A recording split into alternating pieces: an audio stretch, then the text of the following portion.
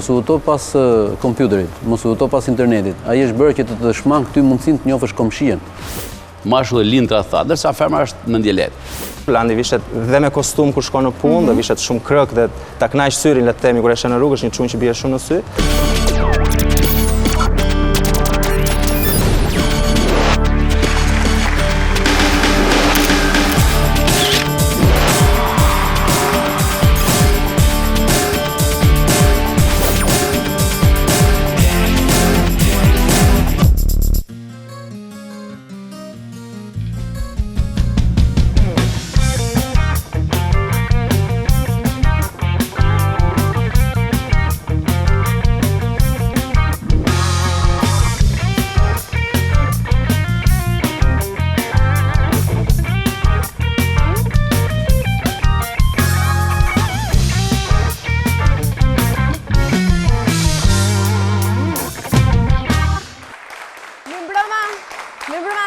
Dashurisht e emisionit Thurje.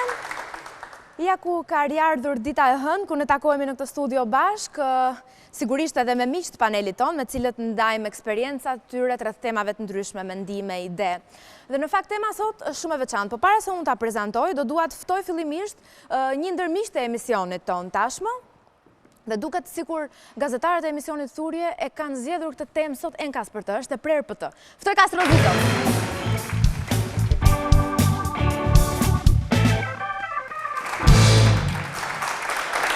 Castro, mi mbrëma mirë se rierdhe, edhe këtë të hënë. Mirë se rigjeta mes burrave.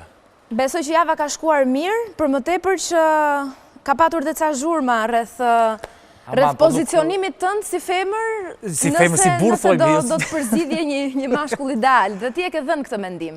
Apo jo, se kush do ishte mashkull ideal nëse do ishte femër? Mbase po, e kam thënë, kam përshtypjen kreu opozitës, unë nuk do të përmendja emra, por që deklarata ime ishte shumë naive, si gati, sepse shumica e meshkujve shqiptarë nuk e pranojnë dot atë pjesën që qëndron thellë brenda vetes në subkonsh, që të gjithë ne kemi një pjesën tonë femërore, dhe sigurisht që do ishte shumë normale që secili mashkull ta shifte njëherë veten për shembull si femër, do ishte një gjë shumë interesante për shembull. Ti e ke parë ndonjëherë veten tënde si femër? E pozicionuar në duke qenë një egocentrist kështu i frikshëm, unë do vazhdoj që nëse unë do të ekzistoja të isha si femër, unë do ta ngacmoja shumë këtë femërën, Castrolinën po t'ishte për shembull, do merresha shumë, pavarësisht që është shumë e vështirë, megjithëse kam përshtypjen që po t'isha unë femër do ishte një e përdale tepërt e rëndomt, por që e kam parë, edhe jo, po t'ishte të femër. A e ke vënë ndonjëherë në rastin konkret veten tënde si femër për të parë Castron si mashkull, si është? Në fakt kjo është e vështirë. Domethënë nuk e kisha menduar ndonjëherë, edhe tani po më vë kështu pak të isha unë një femër dhe të kisha parë Castron si mashkull do ishte, në fakt nuk e kisha parë asnjëherë, tani që mendoj. Nuk do t'i kisha hedhur syt asnjëherë Castron si mashkull, sepse nuk është ndër idealet, e kjo është modestia, sa i mirë që ja.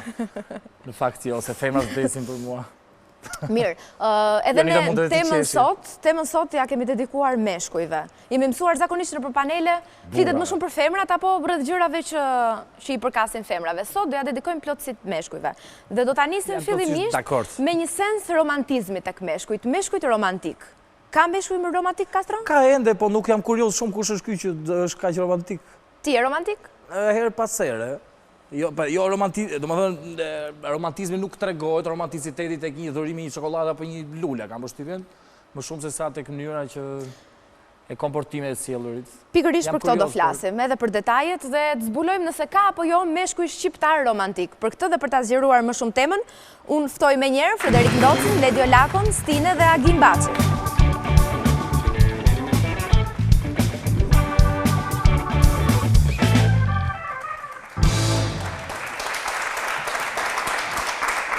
Mirëmbrëma, mirë se erdhët. Panel vetëm me meshkuj, edhe tema për meshkujt, edhe paneli totalisht maskullor. Keni ul mes dy vetave me flok, nuk më gjaj mirë. Për kontrast, Ledio. Gja. Herë pasere, nuk e ke bezdile do të puthe herë pasere. Po, bërë rolën e femrës? Jo, nuk e bërë rolën. Nuk e kam bezdile. Me gjithë kam femrat i qikë meshkujt për feminitet. Burra shqiptar puthen, ti e ke vërë, kur ne takohemi jo më romantizëm. Puthen, po jo jeni shumë romantik. Se puthja nuk është romantike, edhe puthja është një detaj i romantizmit. Po ta kishim para kështu do putheshim, besoj se e kemi para kështu. Mirë, flasim për marrëdhënien mashkull-femër tani. Mashkull-femër, dakord. Çfarë bën një mashkull romantik? Çfarë cilësish? Spari duhet të jetë gjithmonë i gatshëm të perceptojë tjetrin pa edhe kur e afron, dhe kur e kundërshton, mos t'ia caktoj ai kufit, domosdoshmërisht kufit. Të jetë mundësisht i prirur, të jetë i hapur ta mirëpres tjetrin me gjërat që është ndryshe nga ai. Vetëm kur fillojmë të parajmë tjetrin ndryshe nga ne, mund të flasim ndoshta për një marrëdhënie që mund ta quajmë romantike. Nuk e di, jemi 5 burra dhe si zor të flasim kështu për romantizëm. Se the tem burrash, po. Nuk është turp me qenë romantik. Jo, tem burrash, meshkuj romantik. Puna që s'ka kohë me qenë romantik në Shqipëri. Pse Ledio nuk Nuk ka ka kohë për me kohë. qenë Sa hap romantik? televizorin u vra filani. Del më rrugë buri, hape rrugën e kështu kur ke kohë me qenë romantik. Një qikë romantik është ai procesi. Duhet me qenë mal me qenë romantik. Duhet një pemë Romantik janë afër, vetëm krevatun që duhet shkruaj në skenar për portokallinë dhe mendoj. Këtu i Unë më romantik, shumë me janë skenarin e realist se sa romantik. romantik. më atëherë je realist romantik. Frederik, janë meshkuj shqiptar romantik, si e mendon? Unë do Edhe ku e komentuar sheh këtë që romanticitetin, romantika nëse është tek shekuve meshkuj të kaluar dhe njerëzit precios mundohen që ta shpërfaqen atë tek partneri, se mos kur shoh një qenie hynore si puna jote, normal që duhet të jenë romantik. Faleminderit. E shef Ledio, merr shembull. Së shkoj mandja mua. Për të marrë një mendim Pas fillimisht karti gjithë përgatit panelit. Frederiku. Stine, Unë pas është tjetër janë shqiptar romantik dhe Zuri ti frekuencën. e konsideron veten një të tillë? Normalisht që janë. Si në gjithë botën, normalisht e tregojnë, shqiptarët kanë një problem që nuk kanë qef ta pranojnë, paska që e bëjnë shumë mirë. E bëjnë momentet e duhura. Çfarë i bën romantik? Cilat janë ato cilësi që ti sheh që duhet ketë një mashkull që të quhet i tillë? E para romanticiteti dhe të vi natyrshëm, dhe të vi këtë spontane, këtë natyrshme që në dhe vetë vete të këtë punë. Jo me bë pa tjetër se ashtu i pëlqen vajzës apo personit në fjalë. Ideja është që në pjesën romantike, si që ta është, çunat nuk e pranojnë, s'kan qef ta shprejnë që shiko, unë e bojë se me të shokë është. Do me thënë janë, por nuk kanë qef ta demonstrojnë. Po pse ndodh kjo? Ne jemi mashtrus, kështu do dalim. Sepse Gjajnë si Ju dobët. keni ardhur të gjykojeni, sot jo të gjykoni femrat, kështu që... Jo, pa bëhemi ne mashtrus, po. kjo është Romanticiteti shtyhet nga femra pa Pa, me diskutim. një spunto, po, Kjo është ju s'na realiteti. lini terren me qenë romantik, vetëm na Kryesisht femrat bërtisni. e drejt, edhe unë me Ledin jam. Bravo. Femrat kryesisht në këto kohë nuk janë ato romantike, domethënë janë të shtirë, janë të prirura drejt tjera gjërave që e kanë vdekur romanticitetin. Fermat e Për shembull, unë i bëra dhurat një celular. romantik se sa meshkull. Sa kam bërë. I bëra dhurati celular, më tha mu Sa kaq, moment. ku ta kisha romanicitet? Po mirë, Deshte gjesti edhe i makinë. dhurimit të një celulari nuk më duket shumë romantik. Si, po i milion, kështu shkoj milion lekë celular, më po flas me tash. Tek që fillu me rrallë. Mendoj se buzëqeshja është ndoshta elementi që i ndan ato. Domethënë, Buzëqeshja. të dish do është buzëqeshje dhe të presësh buzëqeshje. Dhe nëse do ta shikojmë me vëmendje, një marrëdhënie, një buzëqeshje e ndryshon komplet dhe nëse nuk jemi të qetë, dhe nëse nuk na kanë ecur gjërat si duhet, po ta vërejmë, domethënë, një buzëqeshje ndaj dikujt ose kur na buzëqeshin, normalisht edhe nëse kemi në mend me thënë disa gjëra nuk i themi. Është tokëzimi më i madh, domethënë është shqirimi më i madh dhe mendoj që pa atë nuk mund të flasim për romantizëm. Tani nuk po flas në raportet e përditshme sot nëse janë gati njerëzit apo jo, se kjo shpejtësia duket siguria e ka shmangur romantizmin, po nuk besoj një njeri që ti thoja që ti nuk je romantike të ndjej mirë. Nuk do ndjej mirë. Mund mos ta pranoj, po nuk do ndjej mirë. Është si puna asaj që kur merr krahun e kundërt, njeriu pastaj kujtohet që thotë që jam mirë, po mos ta kem këtë. Megjithatë besoj se po ti përmbledh të gjitha fjalitë, domethënë pa buzëqeshje nuk ka romantizëm. Nuk besoj se mund të ketë një romantik po. Ne ndikohemi shumë nga këto pjesët e filmave që çdo gjë jepet shabllone dhe nuk është të thënë që romanticiteti duhet të jetë pikërisht ashtu siç është nëpër filma, nëpër telenovela. Ai mund të vijë spontanisht. Ka mënyra ndryshme gjuhësh për të qenë romantik. Nuk është të thënë ti je fiks çova i tuf lule, u tregova gentili hapa derën, s'është të thonë ti pikërisht kështu. Ne kështu e marrim informacion, por nuk është në vërtet kështu. Jo, këto janë Mund tipari gentlemani. të ketë dimensione pafund të pjesës për të qenë romantik. Megjithatë, Frederik, janë edhe detajet pjesë të një mashkulli romantik, të romanticitetit? Detajet qofte të një darkë, duke filluar që nga ftesa, që nga... Sigurisht, dit nga sloganin romantik përmbledh disa mënyra të sjellësh me partneren të së është mashkulli. Në rasti konkret, nëse ti ke një partnere që thash me një dritë jashtëzakonshme, normal që të bën të bësh edhe më tepër romantik. Për shembull, dhurata një tubë me lule, ose me hapderë në makinës, ose me arrullu karigen, ose janë disa gjana. Ne i shojmë nëtë për film, janë të egzageruar, ndoshta për brezin tonë janë deri dikun të justifikueshme, por për brezin e ri janë i qik largë tabus, ose largë... Frederik, këto janë më shumë, këto janë, kjo është mënyrë, kjo është gentiles, kjo është mënyra të qenë një mashkull gentil, më shumë romanticiteti ka mbështyr të jeshtë romantik është të shpirti, të ndjenja, të se sa më shumë të materja, të... Vjen bas klasicizmi, vjen romantizmi. Në konceptin letrar, që thot Leti, është raporti që i është përkushtuar, arti i është përkushtuar ndjenjës, ka përshkruar ndjenjën dhe prandaj ka qenë rryma e romantizmit. Nga kjo ka mbetur sepse njerëzve u ka pëlqyer gjithë ky raport, domethënë që ta shprehin ndjenjën dhe ta presin ndjenjën, si në logjik. Reagojnë. Në përditshmëri, për shembull, nëse flasim për brezën e ri, se mund të ndikohemi nga kjo ide që disa çuna mendojnë se duke qenë fort bien më shumë sy ose kështu. Kjo pastaj nuk hyn fund fare dhe kjo pika, po them që ai që ditë ruaj edhe buzëqeshin çdo njeri përvaret se edhe një fort ose një djalë rrugë mund të jetë shumë romantik në një moment saktë. Jo, nuk e përjashtojmë këtë gjë, varet se si kërkon të imponohet, domethënë, dhe po pa këto detaje, domethënë. Fal, po shoqëri çfarë kuptoj me romantik neve? Vesh zemë se jemi një zyrë, si duhet të jemi romantik? Pse duhet të jemi në zyrë romantik? Po patjetër, kjo është një ndjesi varet kur të vjen. Ne po flasim për marrëdhënie, thotë, me sa kuptova është marrëdhënie me partnerët. Ky është romantizmi, më thon pastaj. Tash romantik me shokun e ngushtë do jesh dot? Jo, jo romantik, ti më kthesh romantik me këngën tënde për shembull. Me? Një moment. Është romantik. Kur bën skenarin, një romantik. Nuk je? Bëj film. Nuk quhet? Po romantik. Po quhet, po kryesisht. Nostalgjike apo romantik? Stine, është mund të jesh romantik teksa shkruan një tekst të tillë?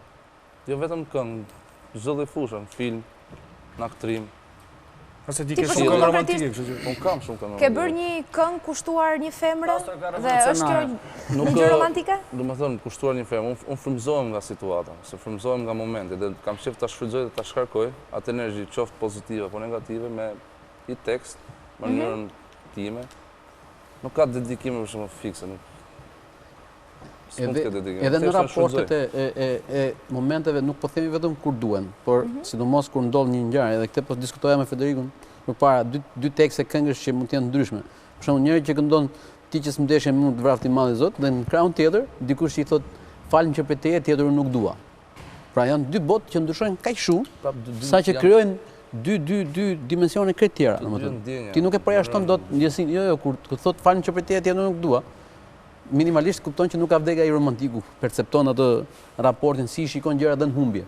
Dhe sidomos në humbje njerëzit të shfaqin atë pjesën e raportit, nëse ka qenë vërtet romantizmi apo ka qenë kalimtar, apo ka mbetur, apo ka besuar vërtet këto gjërat që ka thënë, apo është diçka që e ka thënë thjesht se është habitur nga njeriu përballë.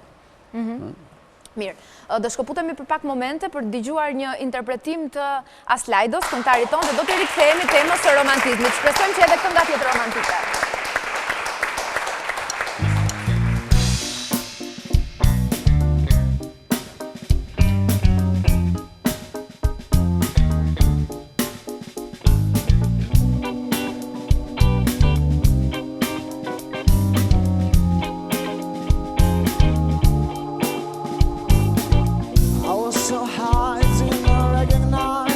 Fire burning in her eyes, the kiss that control my mind.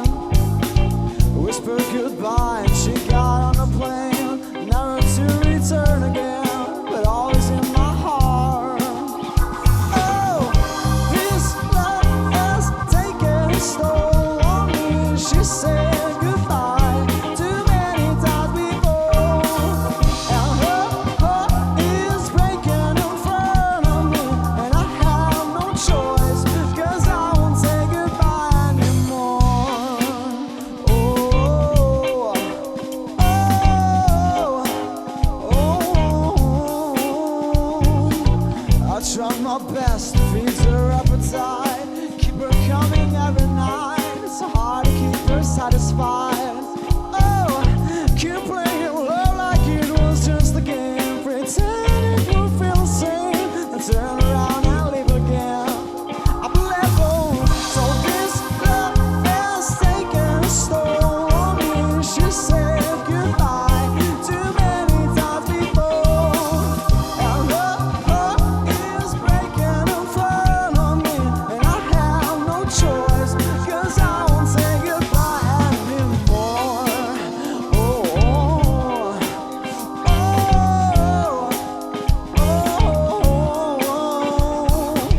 I'll fix these broken things and repair your broken wings, make sure that everything's alright. My pressure on your heels, I'm sinking my fingertips into every inch of you, 'cause I know that's what you want me to do. And this love has taken its toll on me. She said goodbye too many times before, and her heart is breaking in front of me, and I have no choice, 'cause I won't say goodbye anymore. This love has taken its toll on me. She said goodbye, 'cause I won't say goodbye anymore. And my heart is breaking in front of me, and I have no choice, 'cause I won't say goodbye anymore. Oh, oh,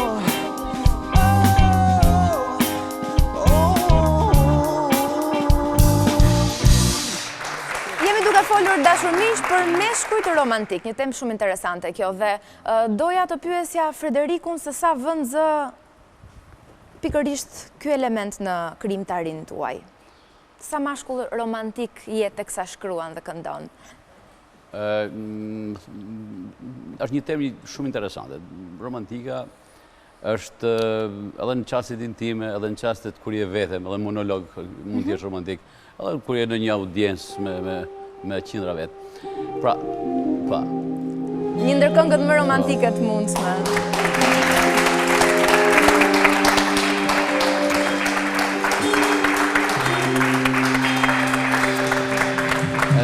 qytetërisht, kjo këngë doli në atë kohë kur romantika pothuajse ishte e ndaluar, në atë kohë ishte romantik vetëm për diçka që ishte abstrakte, por që ishte dhe konkrete. Ndërsa ti këndoje dashurisë, romantikës në atë kohë ishte pak jo thjesht e evitueshme. Ndërsa në rastin konkret po të shohim edhe kafshët, të shohim një çift ujqish. Po ta shohësh ujkun mashkull, 11 muaj bën romantikun. As nuk e prek, as nuk i shkon afër, vetëm i rregullon vendin, strofullin e ruan, pra bën atë romantikun, një mënyrë ose tjetër, është ujk, pra është një kafshë. Pra romantika është gjithmonë, është ky instinkti i fortë që është ndjenja e shumimit që bën në ndërgjegjen tonë të jetë romantike. Ka bë Marshea një shprehje ku thotë të bësh dashurinë çdo kohë dhe të pish kur s'ke etje, kjo na ndan nga kafshët e tjera. Domethënë ato pinë kur ka etje dhe bëjnë dashuri kur kanë sezonin. Kështu që pa ne 11 muaj pret sezonin. Kurse ne pimë. Castro, pimë më shumë. edhe romantiku me sezon është apo oje romantik osje? Në fakt varet se ka njerëz shumë, ka shumë njerëz meshkujt, themi se tash duhet ta generalizojmë pak se sa janë femrat apo meshkujt, le të themi, në krahasim pak në këtu në këtë vend që jetojmë. Sot na vetëm për ne, jemi në gjykatë. Po, meshkujt romantik. Femrat janë 10. A femrat kur në Shqipëri? Ato Castro shpreu mendimin, tha që femrat na shtyn të jemi ose mos jemi. Vetëm në Shqipëri nuk ka femra romantike, domethënë, ose janë kështu me kokën. Ka rënë ty mërdial, po jo. Asa duash. Kalon rrugë tjetër. Ti jesh romantik në to kohë është një sforcë e madhe dhe është një luks. Edhe vetë romantik, edhe ti jesh romantik në to kohë nuk duhet të hash qep gjizet pish rakite lagja, sesa domethënë edhe vetë romanticiteti ka nevojë për disa, të themi, pika, disa klauzole, një kontratë madhe jetësore. Tashi, themi të romantikët apo post-romantikët deri para 2 shekujsh, mund ta quajmë që vijnë nga mizerabiliteti, themi, po mizerabiliteti të jep më shumë, domethënë është dashuruar ndryshe, dhe ti je romantik në to kohë, është vërtet themi një luks, duke jetuar në fast food të madh, atëherë mos prit të jesh romantik Po si mund t'jesh romantik? Për shembull të pish verë, të shkosh diku me një ndriçim. Po jo detyrimisht, jo Si detyrimisht. shpirtëror, aty gjithashtu në zhurmë shumë qytet për të qenë romantik. Apo për shembull foto poshtë kullës e Eiffel, të vendosur pastaj në shtëpi në një kornizë Ma në këto formë janë zemre. këto janë momente që ndikojnë njerëzit në njëri tjetrin. Në përgjithësi kjo është edhe një Po, edukat s'ka familjar. fenomeni një background. frut. Romantizmi, vjen nga një background familjar. Ndërsa, për shembull, Ti je romantik duhet vish në background familjar? do ta kesh një çik edukat familjare. Mos thjesht Ti gjithmonë je romantik, nuk është edukave drejt, nuk hyn tash ti je i ti edukuar. ka se nuk e di edukatën familjare tonë, po Jo, unë kam shumë mirë me thënë vjen drejt. nga, okay. Atë vjen nga një edukat familjare. Që ato janë munduar të rjetin të respektojnë njëri tjetrin nana me babën. Nëse rrafin nana me babën, mund dalin një fëmijë që s'ka fort romantik. Deli Eger. Përkundrazi, ka shumë raste që njerëz traumatik, fëmijë traumatik janë më romantik. Ka se njëf shumë formula. raste, po njëf shumë pak raste. Ka shumë që është më i shëtitur se unë, njëf më shumë raste, njëf më pak. Pra që njerëzit me një edukat, me një background të caktuar familjar, kanë edhe janë më të prirur drejt romantikës. Sa pin ujë në Shqipëri romantika, të 3 qerek ose 90% them unë, jo 70%, po 90% janë jo romantik, sepse në Shqipëria nuk kaloi periudhën e duelit. Kur tu ishin turqit, në botë bësh dueli. Pra një mashkull që ishte precioz, do të hiqesh romantik edhe ndukje, pa pas marrëdhënie me një femër, bënte duelin, nëse kundërshtosh nga një fidonte tjetër. Ne kemi kalu këtë fazë, ne kemi vrasjen mbas shpinës. Që është qysh në kohët majmunit, vërtetë edhe sot, vritet tjetër mbas shpinës. Pra kjo është vetëm një mënyrë që ul poshtë psikologjinë e romantikës. Si mund t'jesh romantik kur ti pret çdo ditë të makina një tritol, kanë ngatruar numrin e targës makinës, ose pret diku të vrasi, se do vrasi tjetër, do vrasi edhe ty, sepse je me te. Pra, do të thonë, këtu nuk ka më romantik. Tu ka një lloj sadizmi të romantik. Prapë njeriu ditë ndaj këto dy dimensione, do të thonë, pjesën e jetësore të ditës, Krimtaria stresin edhe në duket shumë e gjen edhe UFO, momentin kur do të kënon jetë- diçka me romantik, krijon diçka me romantik në shekullin e 21 në Shqipëri. Sepse kupton këtu problemet janë ekstreme, ti kënon ala asaj lures që po qele, po ta kput shpirtin. Pra është një lloj Unë mendoj Ka dhe gjë, Stina? tash është i lindur romantik Okej, njeriu, apo romantik bëhet mas i lind? Se duhet parë dhe që këtu kjo. Ti si e Është mendon? vërtet tuaj Sepse je genetikisht mes ti je dy romantik. personave që mendojnë kundra njëri tjetrit. Kam përshtypjen që gjatë jetës ti bëhesh romantik. Janë gjithë të Detyrimisht, bashkë, domethënë situatat që të krijojnë shkak pasojë bëjnë ty romantik ose jo. Pyetje bëna për ne. Agim? Shiko, nuk ka formula. Domethënë, nësa pash unë Frederiku, domethënë e kam mendjen te Pushkini që ka bërë duel për femrat dhe aty është kulmi i romantizmit, po nuk besoj se ka të bëjë me çështjen e luftës. Bota e duelit është formim i karakterit burrit. Besoj se Kur formohet karakteri i burrit, ke edhe romantikët brenda, ke edhe egërsinë, Shiko, ke të tëra. ne nuk pra, kemi kur pas burra vetëm kur ka pas shpata, më thënë? Burra ka pas dhe më përpara, ka edhe më mbrapa, domethënë, kështu që nuk ka Burr unë ka nuk besoj qenë se edhe ka Aleksandri, formulë. po nuk ka qenë shumë burr. Unë nuk besoj se ka formulë, që gjunde me shpatë po si ishe burr, domethënë. Problemi është që mendoj që romantizmi ka ca Burri ishte element. ai tani çfarë fillu të është me burr mendoj që ka qenë homoseksual. Që s'mendojnë. Ka qenë Që keni këto pra se një homoseksual nuk është do të romantik tash, Po do jo më përkundër janë më shumë. syt e Po e para devijum gjykon se këtu, homoseksualet po e devijum këtu, po flasim për- ashtu që flihesh e mashkull që Çfarë do bënte? Plus ai ishte strategji pastaj. Po flasim për romantizmin sot, jo në kështu në besoj në Po flasim për Jetë meshkujt gjatësie. shqiptar sot sa romantik janë, po. domethënë sipas me nuk ka formula. Nuk ka formula, domethënë dhe mund të flasim që mund të jetë ajo që për shembull ka më shumë mundësi një fëmijë që rritet duke parë prindit që përqafohen. Por nuk do të thotë që ky tjetri që i ndodhet kundër ata mos bëhet romantik, domethënë. Është çështje fati, është çështje ndjesisë, është çështje kulture, është mënyra se si e perceptojmë tjetrin. Është e vështirë për shembull të bëhet, nganjëherë bëhet trend, është vështirë për shembull të bëhet një shumë romantik në një zonë rurale ku gjykohen për shumë gjëra të tjera. E ka më të lehtë në një qytet që të bëhet sepse po mos jetë duket sikur është mbrapa, pra. Janë shumë rrethana që e bëjnë njeriu të shfaqet si i tillë, ndërkohë që Tërësnia e një shoqërie të saktuar, për shembull në Shqipëri kemi pas fatin jo të Francës, që Franca ka pas një lloj aty lindën të gjitha ndjenjat shpirtërore, që nga kurse këtu patëm një tërësni që s'mund ta imagjinosh një mashkull në Shqipëri ku ai mlon gruan, për shembull, e trajton gruan si kafsh. Mirë, megjithatë, pavarësisht rrethanave, Stine, mundet që edhe një mashkull romantik të jetë sipas mënyrës ti, apo është e përkufizuar kjo gjë dhe e palëvizshme? Gjithmonë sipas mënyrës. Standarde. Çdo njeri ka mënyrën e vet. Çdo njeri gjen rrugën e dur për ta përcjellë emocionin, për të përcjellë mesazhin, ke personin fjalë. Tani, unë mendoj kjo pjesa e trendit, për shembull, mendoj them trend sepse edhe rinia ndikohet nga mënyra se si njerëzit e përjetojnë pjesën tash, pjesën e romantizmit që nuk e kanë fare, për shembull, shumë vite më parë ka qenë edhe mënyrë trendi që njerëzit shpreshin, edhe ai që s'kishte kulturë mësonte nga shoku, nga kolegët, si të përcillte mesazhin ke femra që kishte qef.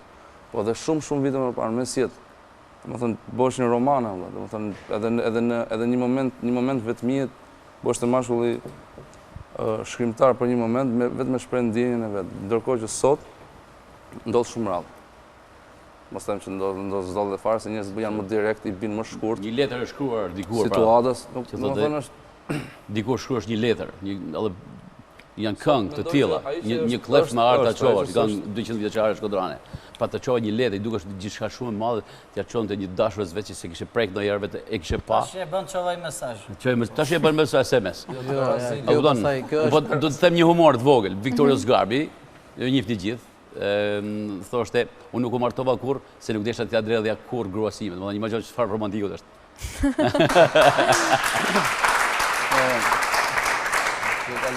Do flasim edhe për tradhtin, po e kemi një pjesë tjetër të emisionit. Neve jemi apo jo? Jo, nuk jeni, juve jeni për romantik sonte. Këtë që thot Federiku është Umberto Eco. Umberto Eco disa kohë më parë i shkruante letër nipit vet. Do i thoshte që nipçe mos u huto pas kompjuterit, mos u huto pas internetit. Ai është bërë që të shmang ty mundësinë të njohësh komshien. Dhe po ta kisha unë kohën time, ndoshta s'do kisha njohur gjyshin tënd dhe s'do kisha ardhur këtë dynja. Kështu që shipe tjetrin në sy. Dhe mesazhi që thot Ledio dhe këto tjerët e kanë, domethënë, komunikimi sotëm ka shmangur të parit në sy. Po so pen sy, zor se mund të kapësh romantizëm.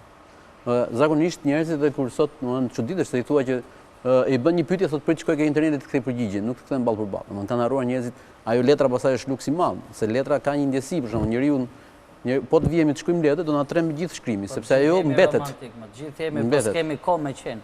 Për këtë ritëm që ka jeta... Dikujt i jepet mundësia për ta shprehur. Sa vjen ta gjesh ke vetja, boshin policia. Megjithatë duhen koordinatat.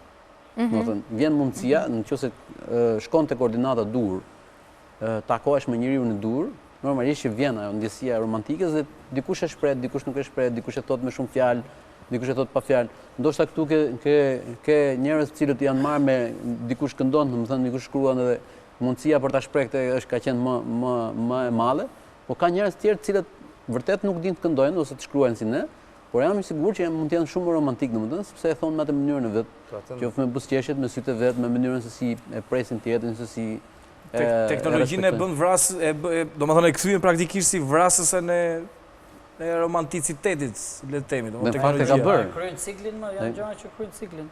Tashi domethënë Ledio, nëse marrim për shembull po Frederik, imagjino se del një figurë e bukur në një fotografi e një femre shumë të bukur.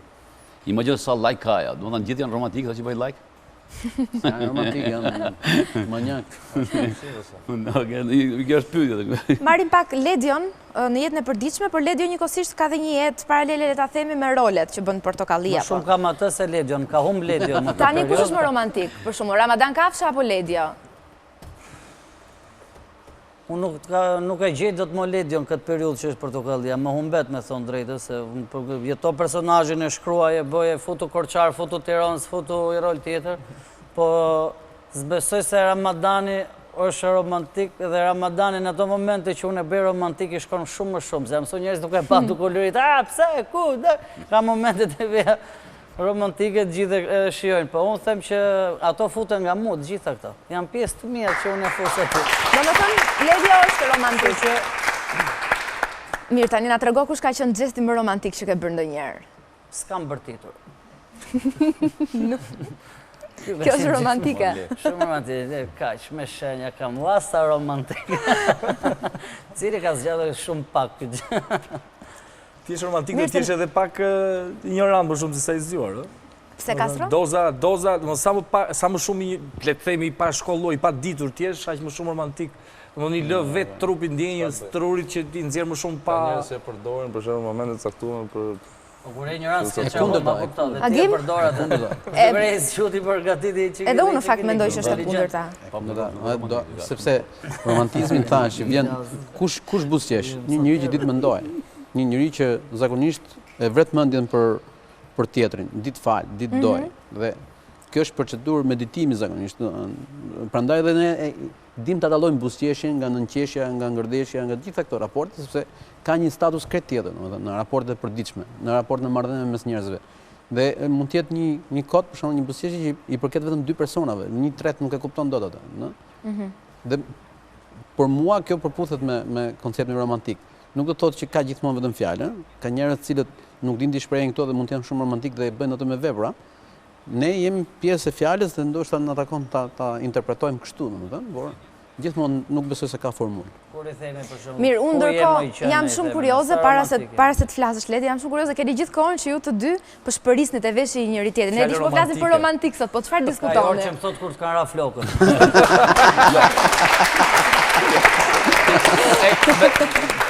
Exactly i thash ku kilon parukin. Ja më po diskutonin, po kur i thu femrës, ku je më i qenë, për shembull. Bari të ndryshëm të vendit. Ku është romanticiteti? Po ka romantike një bari, për shembull, ku ishe më i qenë. E pra ja, edhe bariu e ka romantikën sipas mënyrës vet. Ose një bari lushnjarë, si më thotë. Ku jeti e qene? Shtinen, është në ditët e sotme një mashkull... është një mashkull romantik më i suksesshëm me femrat ditët e sotme në Shqipëri? S'ka thot fare. Ndonjëherë femrat të rriqen më shumë nga meshkujt që janë arrogant, që janë indiferent. S'ka thot fare, domethënë. Është kësia e femrës, nuk ka të bëj fare kjo. Mund të jetë dhe mund mos jetë. S'ka formulë fare për këtë. Kastro ti si eshe? Si ishte? Mirë, jam kurioze ta di çfarë po mendoje. Po mendoja këtë punë e femrave në Shqipëri, nëse duan një, themi kështu në thonjza, duan një lac, një të fortë, apo duan romantik pikërisht, eshe? Për pyetjen po mendoje. Apo duan një mashkull romantik. Çfarë duan femrat shqiptare? Unë e thash pak edhe tani nuk dua të bëjmë shumë antifeminist themi kështu, por që realiteti, pa diskutim, por realiteti në Shqipëri paraqit totalisht të kundërtën. Domethënë sot ti je romantik. Në sot femrat quaj një mashkull me një makinë luksoze, mashkull shumë romantik. Edhe aty me atë të vetën e gjena i grimës të vogël romanticitetit. Nuk e di pse dhe jemi vetëm te paneli i parë, nuk e di pse do më duhet me detyrim nga forcat femërore që turjen tënën tjetër ta bëj me femrat. Si është kjo punë? Ideja për shembull, ajo makina e bukur që ai ka, makina luksoze, do ta nxjerrë dhe fëmijë luksoz. Jo, ai ka makinë romantike. Makina është romantike, po. Shteti boton paf deri. Unë do të thosh që femrat preferojnë sot në kohë sot në një bodybuilder, po që është pak romantik. Me femrën. Pra i fort fizikisht përse jashtë dhe romantik i ndjeshëm. Romantikët nuk shfaqen për muskuloz. Nëse s'ka të bëhet, mund të jetë me muskul, po ndoshta ka kufi shumë të hollë që i ndan në një raport, domethënë nëse këse e te i kalojnë ato. Mund të për këtë pjesë. Gjithsesi e di që nuk do bëhemi dhe nuk do bëheni në një mendje, gjithsecili jemi 4 veta, jemi 8 ajo e bukur edhe kafsha. Ajo kafsha shumë romantike, jo kujtohet, është shumë e keqe por do paj. Më thonë, aq romantik, aq bën të dashurosh edhe ti nga ekranet e atë me bërjë me. Një shembull shumë interesant ky i bukur edhe bishës në rast. Shumë interesant, bodybuilder. Kontrasti i pamjes jashtme. Shumë njerëzor madje. Mirë, unë ju falenderoj shumë që ishit pranishëm sonte për të diskutuar këtë temë, për të dhënë mendimet tona sigurisht. Frederiku vazhdon që ndron pasi ka mende për ta pyetur rreth meshkujve tradhtar, gjithashtu edhe Kastron. Faleminderit Ledio, faleminderit Stine, gjithashtu Agin, shumë faleminderit. Qëndrojmë, vazhdojmë flasim për meshkujt, mos u largoni.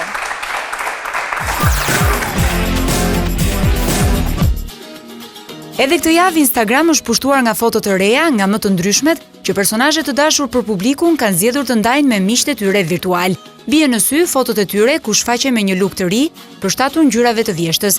Mes shumë postimesh ne kemi përzgjedhur këtë herë një foto plot ngjyra të fashion bloggeres së famshme nga Kosova, Marigona Nila, e cila surprizon gjithnjë me postimet në blogun e saj mjaft të njohur, Ninas Blog. Ja se çfarë rrëfen ajo për mikrofonin e emisionit Thurje, lidhur me këtë foto, aktivitetin e saj në Instagram dhe postimet e saj të veçanta në lidhje me tendencat më të fundit të modës.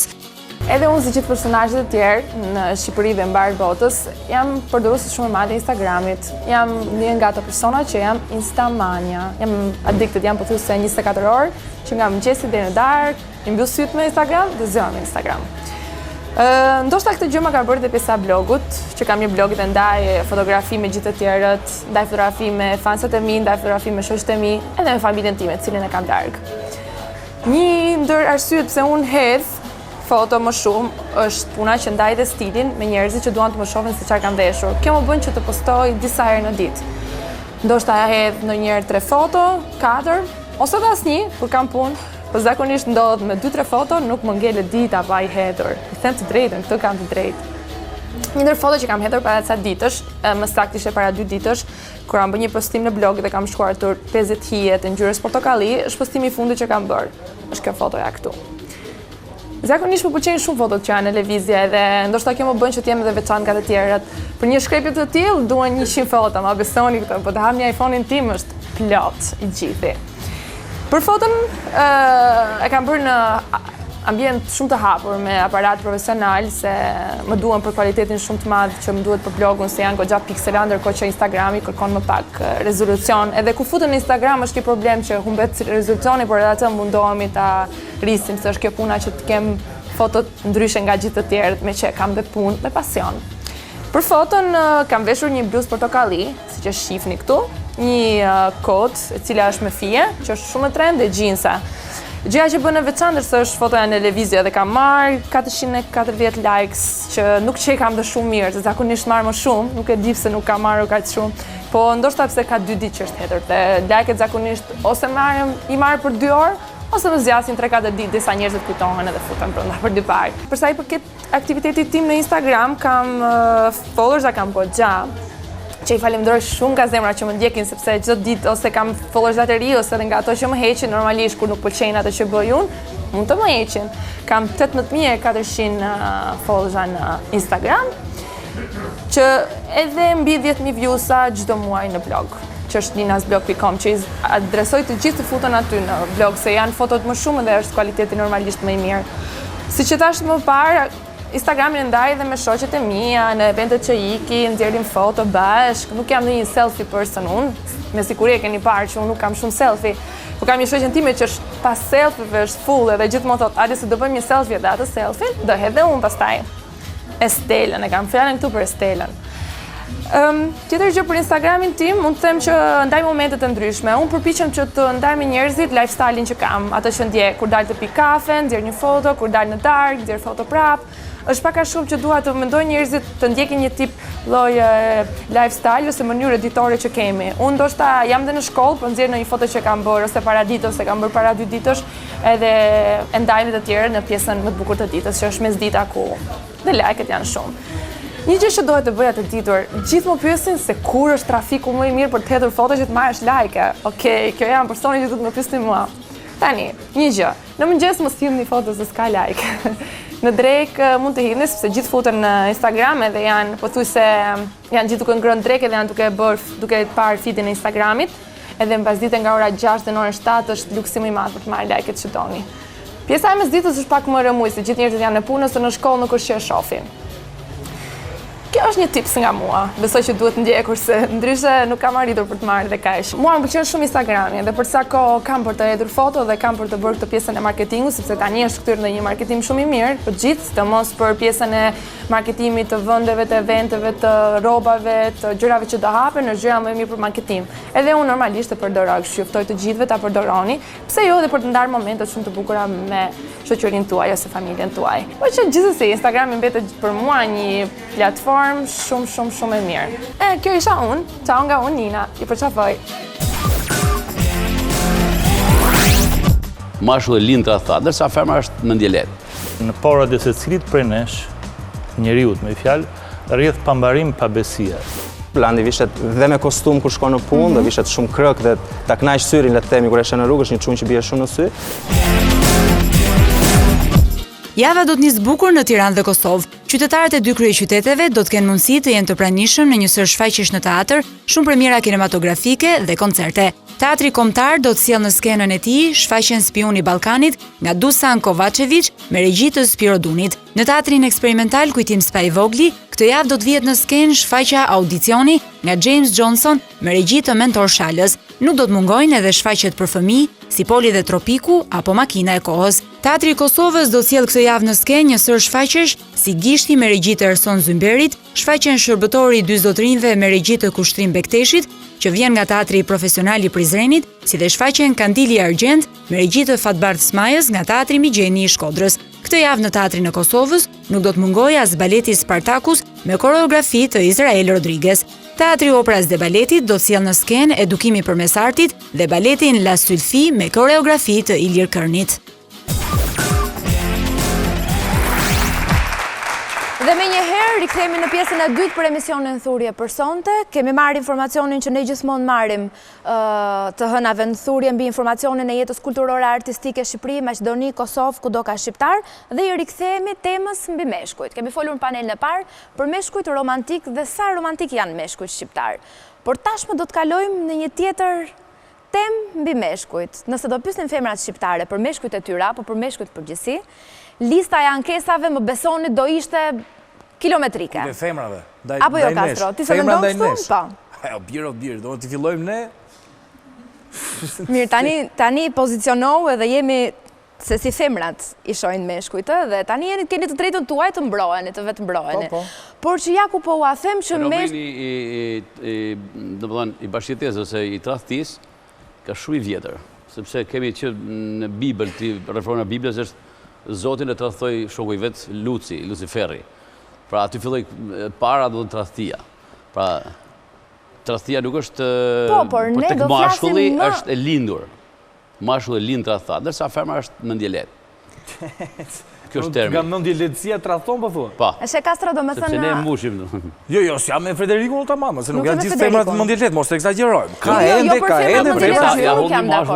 Po flasim për mashkullin tradhtar në këtë rast, pasi të jesh tradhtar, sot duhet të jesh super inteligjent, domethënë. Edhe sot do të thotë mos kapesh, se tradhtia fundja, tradhtia është burim, është vetëm marrë informacion. Nuk ka kështu, me marifete ta ktheni te femrat, flasim për meshkujt tradhtar. Është pjesa më intriguese pastaj në një raport, të tradhtosh është ta dëgjoj njerëz, prit njerëz se kam edhe unë përmbështetje femërore në panel. Një sekond. Asnjë femër nuk e tradhton një mashkull. Me njëherë për ta diskutuar pikërisht pra tradhtin tek meshkujt, sa tradhtojnë meshkujt shqiptar?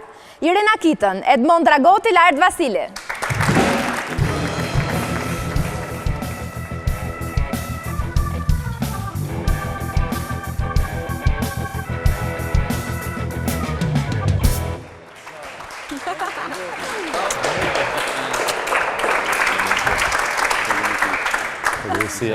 Mirë mbrëma. Mirë se ju bashkangjitët panelit tonë. Irena, jam shumë e çliruar dhe shumë e lumtur që të kam, sepse sot panelin e kam vetëm meshku. Je vetëm një femër. Edhe më duhet një forcë femërore se nuk ja dal dot vetëm. Ne të dyja jemi më të diskriminuarat këtu. Se kështu i vjen. Është komplet një panel maskilist dhe ne jemi, okay. Që kemi si veshka mes djamë. Janë tradhtar meshkujt shqiptar. Është i saktë ky përkufizim? Të flasësh për tradhtimin për mashkullin në përgjithësi. Është një temë shumë e gjerë dhe mendoj se të dyja sekset janë tradhtare, si meshkujt dhe femrat, sepse i bie që meshkujt tradhtojnë, po me këtë tradhtojnë. Tradhtojnë me femrat. E shoh që nuk pas kam mbështetje sot. Ky mesazhit parë. Meshkujt lindin tradhtar.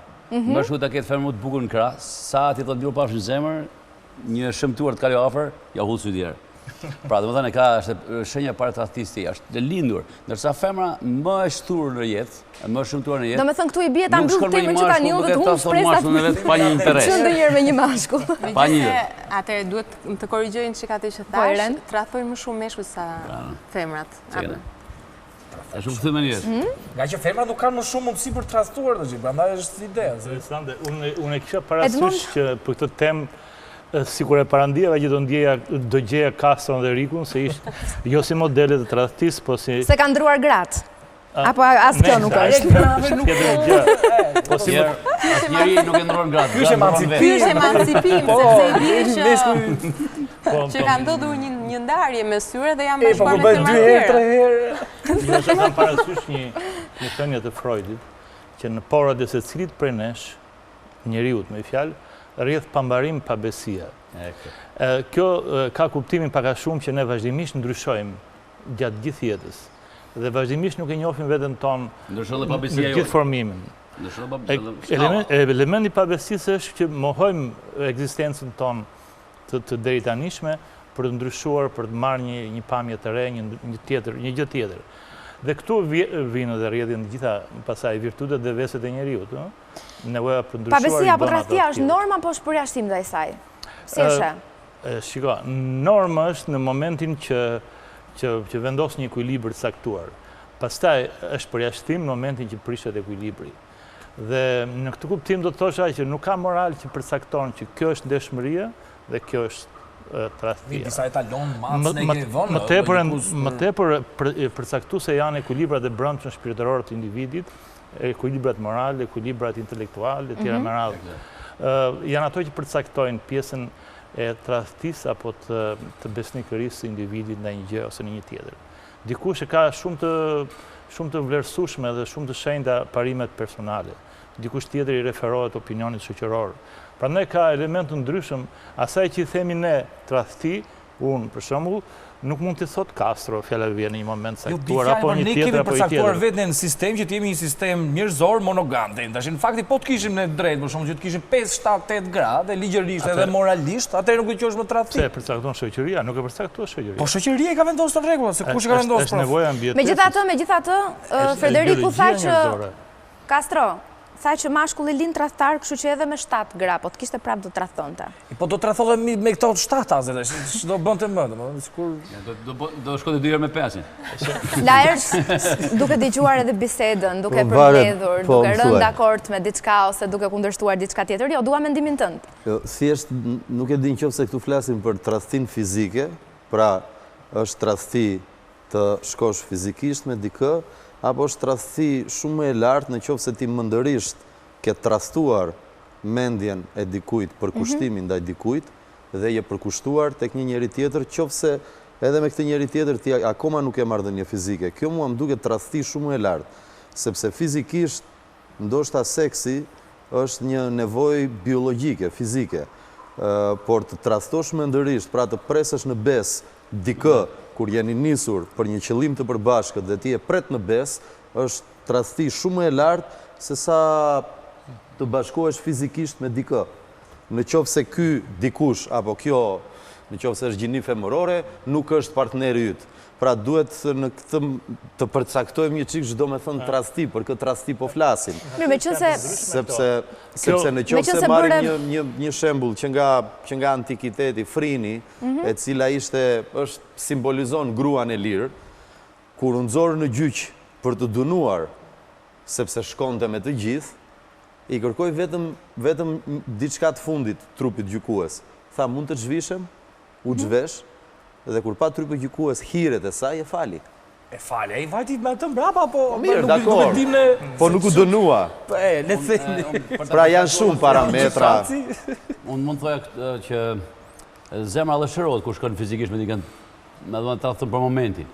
Mund të them se kam provuar asnjëherë këtë, por ndonjëherë po them. Kurse ndërgjegjja është shumë e zorshme për të shëruar. Teorikisht flasim të gjithë, Frederik, sigurisht nuk. Jo, unë kam qenë me fat se jam martuar 3 herë sepse do thënë grave që kisha u iku autobusi. Jo, do thënë. Unë kam qenë pa fat se s'jam martuar asnjëherë. Disa ta thosh prandaj. Fatkeq. Vështirë. Në fakt kjo është e vërtetë që tha Lerdi pak më parë që ka një dallim midis tradhtisë fizike dhe asaj shpirtërore. Po kjo i dallon dhe femrat nga meshkujt. Meshkujt janë kryesisht ose trajtojnë kryesisht fizikisht. Ata janë për një seks më tepër sa për një dashuri. Ndërsa femrat nëse arrin të trajtojnë shpirtërisht. Dhe po trajtojnë shpirtërisht, mohojnë dashurinë e parë, ose lidhjen e parë, ose gjë tjetër. Nuk e di pse kjo tema gjithmonë më shumë po mdel në favor të meshkujve. Jo, nuk është favor të meshkujve. Meshkujt trajtojnë fizikisht, nuk do të thotë që janë favorizuar. Pavarësisht se shoqëria i toleron, por dhe meshkujt trajtojnë më shumë se sa femrat, pikërisht për këtë fakt, që trajtojnë më shumë fizikisht. Por edhe për faktin tjetër, që meshkujt kryesisht janë të orientuar në një marrëdhënie, qoftë dashurie, qoftë shoqërore e tjera, janë të orientuar ndaj objektit. Pra ata është e rëndësishme që shkoj me një femër, bëri seks, i tha kështu, më tha kështu. Ndërsa një femër nëse krijon një raport dashurie ose një lidhje tjetër, investohet kryesisht në marrëdhënie, se sa në element veçantë, objekte e tjera. Për një femër është e rëndësishme si është marrëdhënia, si është komunikimi, sa i besueshëm është, sa i qëndrueshëm është, sa rri me të, sa kohë i kushton, sa vëmendje tjera me radhë. Pjesë e marrëdhënies janë këto natyrisht. Prandaj edhe një femër tradhton marrëdhënien kur arrin të tradhtoj. E mohon një lidhje të saktuar kur arrin të tradhtoj. Po pse tradhton një femër? Natyrisht ka shumë faktorë që mund ndikojnë, shumë shkaqe. Po ne themi njëherë pse tradhton një mashkull, se për të jemi këtu katër. Mashkullit i falet mi mashkulli zotni? Një femër kryesisht tradhton se ka nevojë të plotësohet më tepër. Plotësohet në shumë aspekte, ka nevojë për më shumë respekt, për vëmendje. Femra asnjëherë nuk tradhton për seks, domethënë. Jo, nëse e shef një mashkull tjetër më për kryesisht asnjëherë s'mund të themi dot, por kryesisht për seks thjesht nuk tradhton. Ose vetëm nëse tradhton për hobi, Femra mendon se kjo pjesa femërore është një çik më e tërhequr ndaj tradhtisë, e tërhequr një hap mbrapa, sepse mashkulli është gjithmonë ka atë instinktin kafshëror më të zhvilluar për shkak dhe të pjesës është pak tani ju pëlqen apo jo ashtu e keni për shkak të hormonit që juve keni. Nëse ne mendojmë për seksin një çdo 7 minuta, ju e keni hajt 9, themi. Atë nuk e di sepse ti nuk e përjeton si femër, e përjeton si mashkull, kështu që isha 24 orë femër, nuk jam dakord. Megjithëse mendoj se femra nëse ka në bazë tradhtin ose i ndodh tradhtia, e mendon mirë situatën që vjen pas. Sigurisht që ka dhe nga ato femra që e bëjnë thjesht sepse duhet ta bëjnë, që të tregojnë feminilitetin në një situatë saktuara, a ka një rrethan të cilën janë të përfshira emocionalisht, ose ka një... Po pra, kjo është një rrethan tjetër.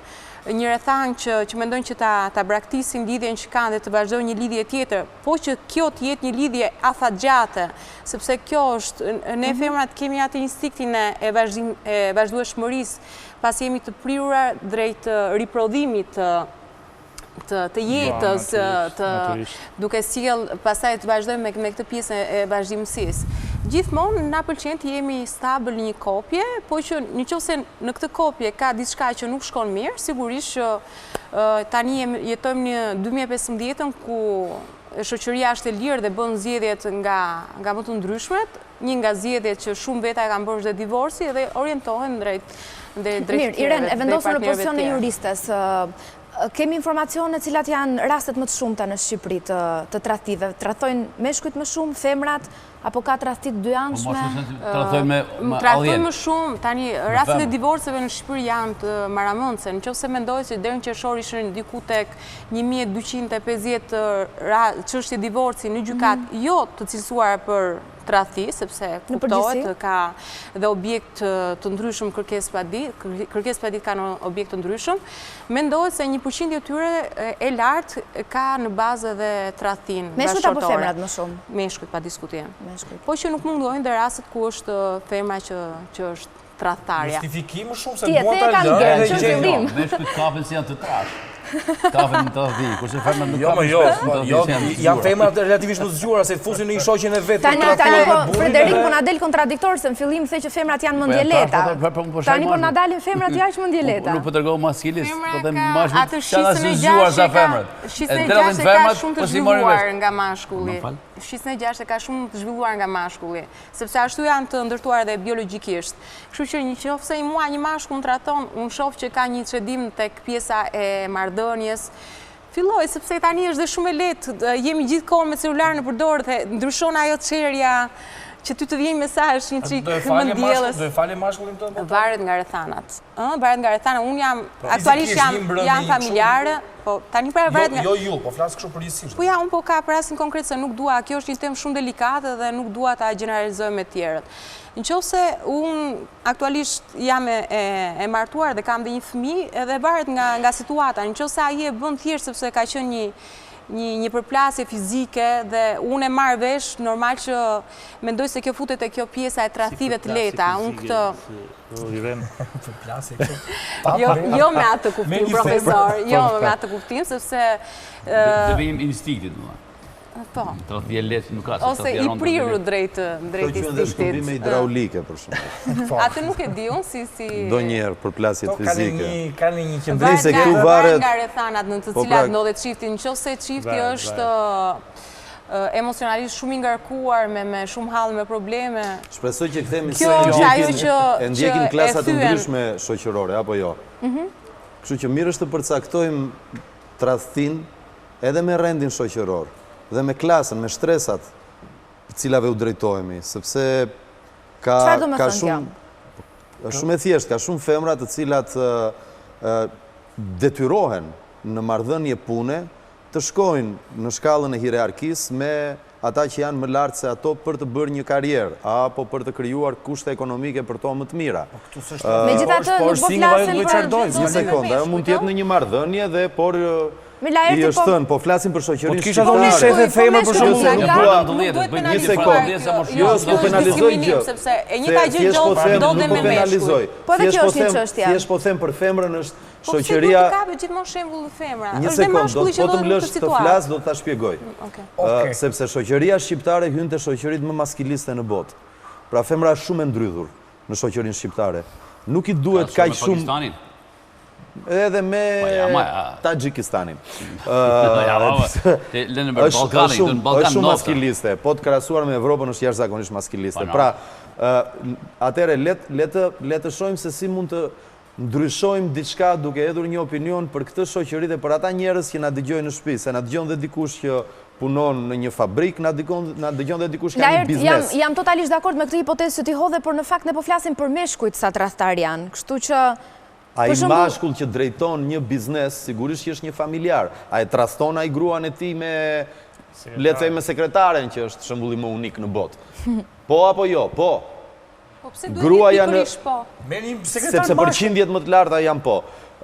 Sipas statistikave, gruaja që ka në shtëpi është e detyruar të bëjë sikur nuk ndodh gjë, sepse është në vartësi ekonomike të plotë ndaj bashkëshortit të saj.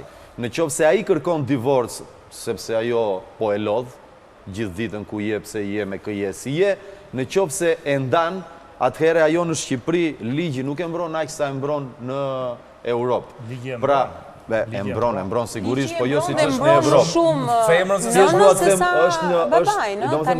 janë jashtëzakonisht të ndrydhura femrat dhe kjo, prandaj mora antipodin tjetër, kjo i lejon meshkujt atëherë të jenë shumë më të lirë dhe të vendosin në shoqërinë e tyre maskiliste, të vendosin disa kushte së paku mbi femrat e reja ose me partneret e tyre që kanë në krah. Edmond, Frederiku bëri një parashtrim shumë interesant. Si ka ndryshuar tradhtia e meshkujve shqiptar, po themi para viteve 90, pas viteve 90, me kalim në kohës? Natyrisht, meshkujt shqiptar sot nuk janë pa i dominancë se shkanë qenë para 90-ës, Rigu. Janë më pak dominantë. Ndërsa femra shqiptare është bërë më avancuar në shumë aspekte, është duke realizu vetën në shumë aspekte, dhe vesh tjera është ka një liri më të madhe individuale për të zgjedhur në mashkullin e vetë, burrin e vetë, e tjera. Dhe në këtë kuptim, them që meshkujt janë në pozita jo aq aktive si më parë, ndisi më pasiv, por megjithatë janë më pak aktiv në procesin e tradhtisë. Jam tepër viktima të provokimit femëror, se sa pjesa aktive e provokimit ndaj femrave. Ndërsa femrat tani janë bërë më provokuese, më joshse, më të rrejse dhe nuk e kam fjalën për neve, Riku, po në përgjithësi, unë flasë në ambientet, në mjediset ku jetojmë në punë, me studentët për shembull, që janë relativisht të rinj në moshë. Fakti, nga studimet tona del që të paktën 30% e meshkujve student janë akoma të virgjër, dhe kjo është një nga treguesit që shoqëria nuk është kush fakultet është i virgjër? Të disa fakulteteve, me të vërtet, nuk është aq gjendja aq e dëngjeruar sa mendohet, që njerëzit bëjnë seks lirë majtas djathës. Po këto femra çfarë bëjnë do me? Janë dhe paq femra, janë dhe paq femra të virgjëra. 30% janë të virgjëra, studentëve. Po. Të cili fakultet vazhdojnë flasin? Tani, nëse do adresa, S'dua t'jap... Është plak shoqëror që u mendoj ta rregullojmë djema. S'dua t'jap destinacionet të sakta. Okej.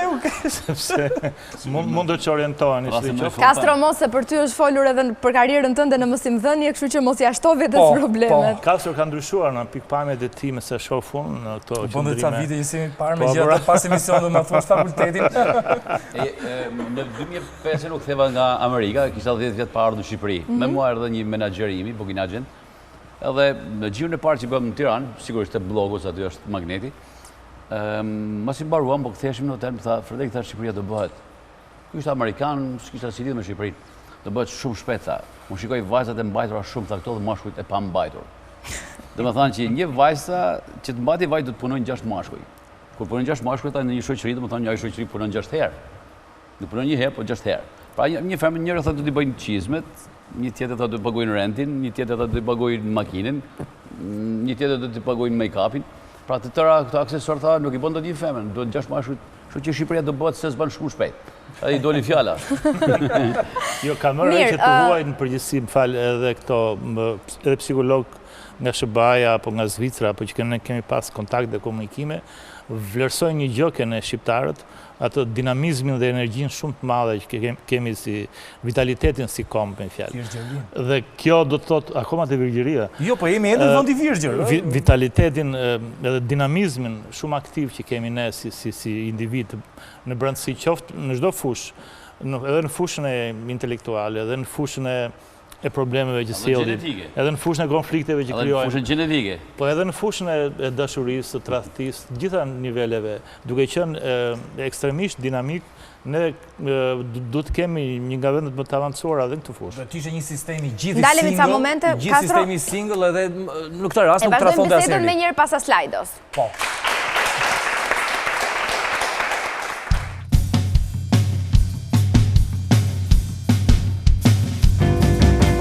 Try to make me go to rehab, but I say no, no, no.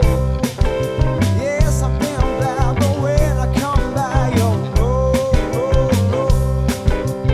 I ain't got the time, and if my daddy thinks I'm fine, yeah, he's trying to make me go to rehab, but I won't go, go, go. I'd rather be at home with her.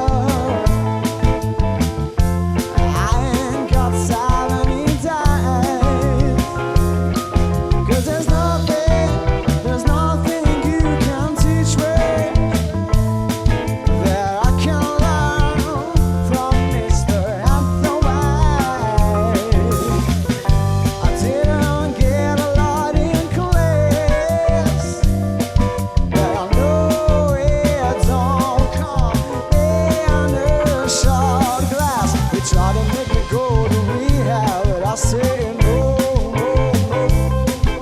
Yes, I've been bad, but when I come back, yo, no, no, no. I ain't got the time, and if my daddy thinks I'm fine, yeah, he's trying to make me go to rehab, but I say no, no, no. The man said, why do you think you here? I said, I got no idea. I'm gonna lose my baby. So I always keep a part of it. You said, I just think you're depressed. Kiss me, yeah, baby, yeah, I'm a rest. They try to make me go to rehab, but I say no, no, no. Oh yes, I've been bad, but when I come back, yo, no, no, no. I don't ever wanna drink again. I just, oh,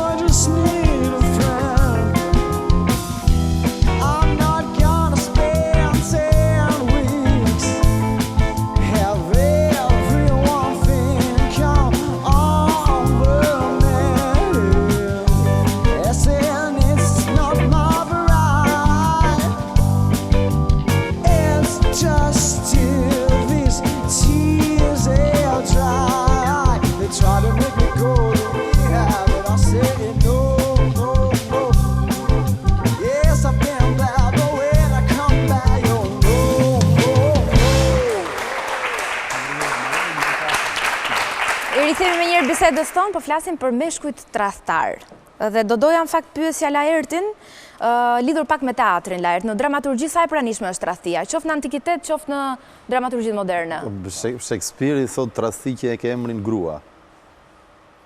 Nuk shkruhet as në antikitet tradhtia e ke emrin mashkull.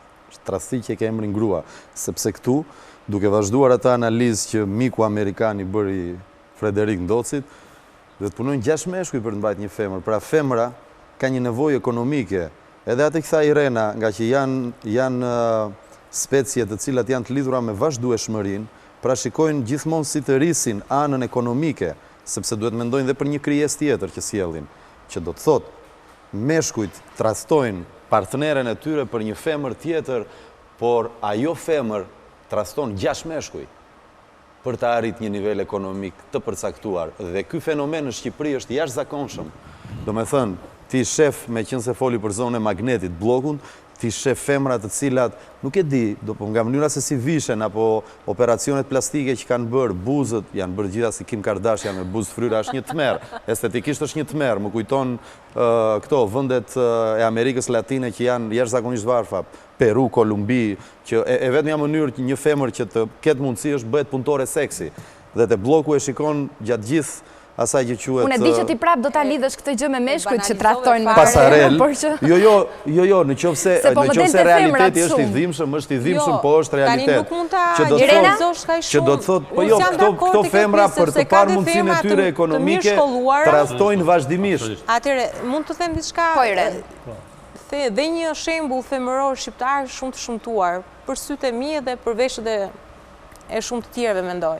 Tani ka dhe femra të cilat kanë investuar shumë jetën e tyre, janë shkolluar mirë, kanë studiuar pafund, kanë zënë një pozicion pune, edhe pse ty mund të duket që e kanë zënë sepse mbase nuk kanë qenë aq të afta për ta zënë, edhe ka pasin brapa skem brapa, edhe kjo mund të jetë, po ka dhe nga ato femra të cilat e kanë zënë atë punë sepse janë të afta për atë dhe fitojnë vetë. Nuk përgjithsova. Po tani mund të flisja për një fenomen i cili në Shqipërinë e viteve 90 është shumë i zhvilluar. Mund të flasim për target mosha. Femra biles pjesa dormuse është siç po thotë Ire. Target mosha të caktuar. Unë nuk po flas për një femër që është 20 vjeçare. Unë po flas për një moshë që është një çik më avancuar që mendohet që është shkolluar, ka dalë një jetë dhe ka një mirëqenie të vetën. Maksimalisht me 1 milion lekë vjetra në muaj. Tani nuk mund të futesh një femër 30 vjeçare në këtë kategori. Më vjen shumë keq po atë. Një femër që merr 1 milion lekë vjetra në muaj, çfarë bën atë? Duket se po vë fjalë në gojën time që nuk i thash. Unë s'fola as për moshën, as për kategorinë, fola për një fenomen që ka të bëjë me magnetin e bllokut. Për të mos dalë nga tema, magneti i bllokut ka një target moshe të caktuar. Atëherë nuk mund ta gjenerazosh femër shqiptare. Ato 20 vjeçare do bëjnë 30, do bëjnë nëna dhe ti nuk e di se ç'fëmijë do rrisin, në qoftë se janë rritur me këtë mentalitet vet. Tani ne kemi fëmijë vet dhe mendojmë se ti rrisim në mënyrë më të mirë të caktuar. Fëmijë vet, po jeni dhe vet. Në fakt është e vërtetë që nuk mund të përgjithësohen ato, por niveli i femrave të bllokut është pak a shumë ai për të dukur për transferi e tjera. Mirë, nuk do t'ja dilja nga tema sepse u çua tema tek femrat, gjë që sot jemi për meshkujt, sikurse e thash. Por për ta mbyllur do doja t'ju bëja që të pesëve nga një pyetje blitz shumë të shpejt, dua vetëm përgjigjen e saktë. Do donit më shumë të ishit të tradhtuar apo të tradhtonet? Njëra apo tjetra, Federik? Më mirë të jemi tradhtuar. Më mirë i tradhtuar. Sepse jam mësuar dhe ormai. Irena? Unë do preferoj asnjër nga këto dyja, po nuk e di, nuk kam. E keqja më e vogël kush është? Nuk ka, e keqja është gjithmonë e madhe këtu, nuk ka të keqet. Nuk i ndan dot. Pasojë është e madhe. Castro? Edhe unë me Frederikun do isha shumë i lumtur të isha i tradhtuar për të justifikuar pafundësinë e tradhtirave të mia, kështu që. Do i gjej një Edmond? Mua roli i viktimës më pëlqen më pak. I viktimës? Më pak? Do me thënë të tradhtoje? Nuk e thash atë, po. S'ka gjë se mu. Viktima është kur do thonë. Laert? Viktima është kur do thonë. Të bani për vete. Unë nuk tradhtoj donjëherë, vetëm dashuroj. Kështu që Ma dhe ti përgjigjen, edhe ty të tradhtojnë. Në rregull. Nuk e di nëse ishit të vëmendshëm, e vetmja në panel që nuk theu përgjigje dhe u tregua diplomate ishte Irena, kështu që pika për femrat në këtë panel. Dashur që më falenderoj shumë që ishit. Faleminderit Federik, Irena, faleminderit që erdhe, Edmond gjithashtu Laerti. Lidhja për Jessicën për të na njoftuar mbi programin javor të Digital dhe rikthehemi më njëherë në studio me tjerë miq. Unë me vërtet jam shumë i kënaqur kur shikoj që shqiptarët ndryshojnë, janë shumë emancipuar tani. Edhe janë bërë trendi, e ndjekin moda, domethënë. Unë realisht I kushtoj shumë kohë lukut tim, domethënë edhe kur dal poshtë në supermarket duhet rregulloj flokët ndryshe s'dal. Landi vishet dhe me kostum kur shkon në punë, dhe vishet shumë krëk dhe ta kënaq syrin le të themi kur e shën në rrugë, është një çun që bie shumë në sy.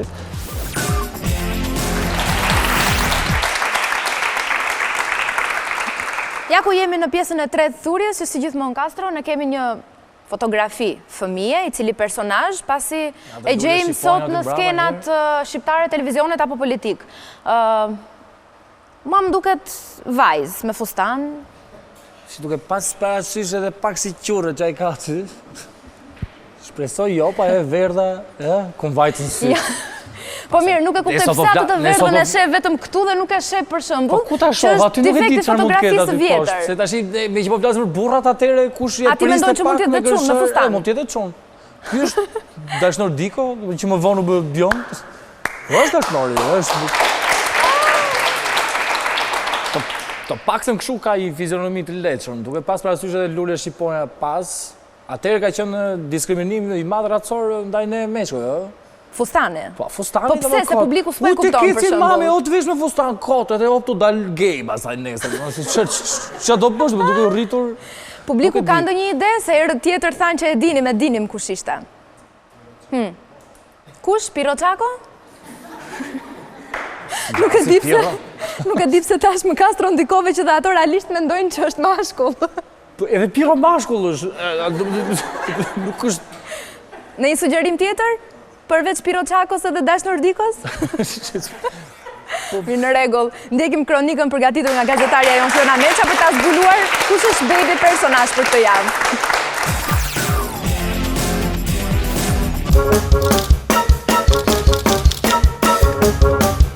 Ajo dallohet nga fytyra angjëllore, që fëmijërinë e saj e ka patur plot aventura të bukura dhe shumë të ëmbël, ashtu si kujtimet që mbart. Ashtu siç është edhe sot.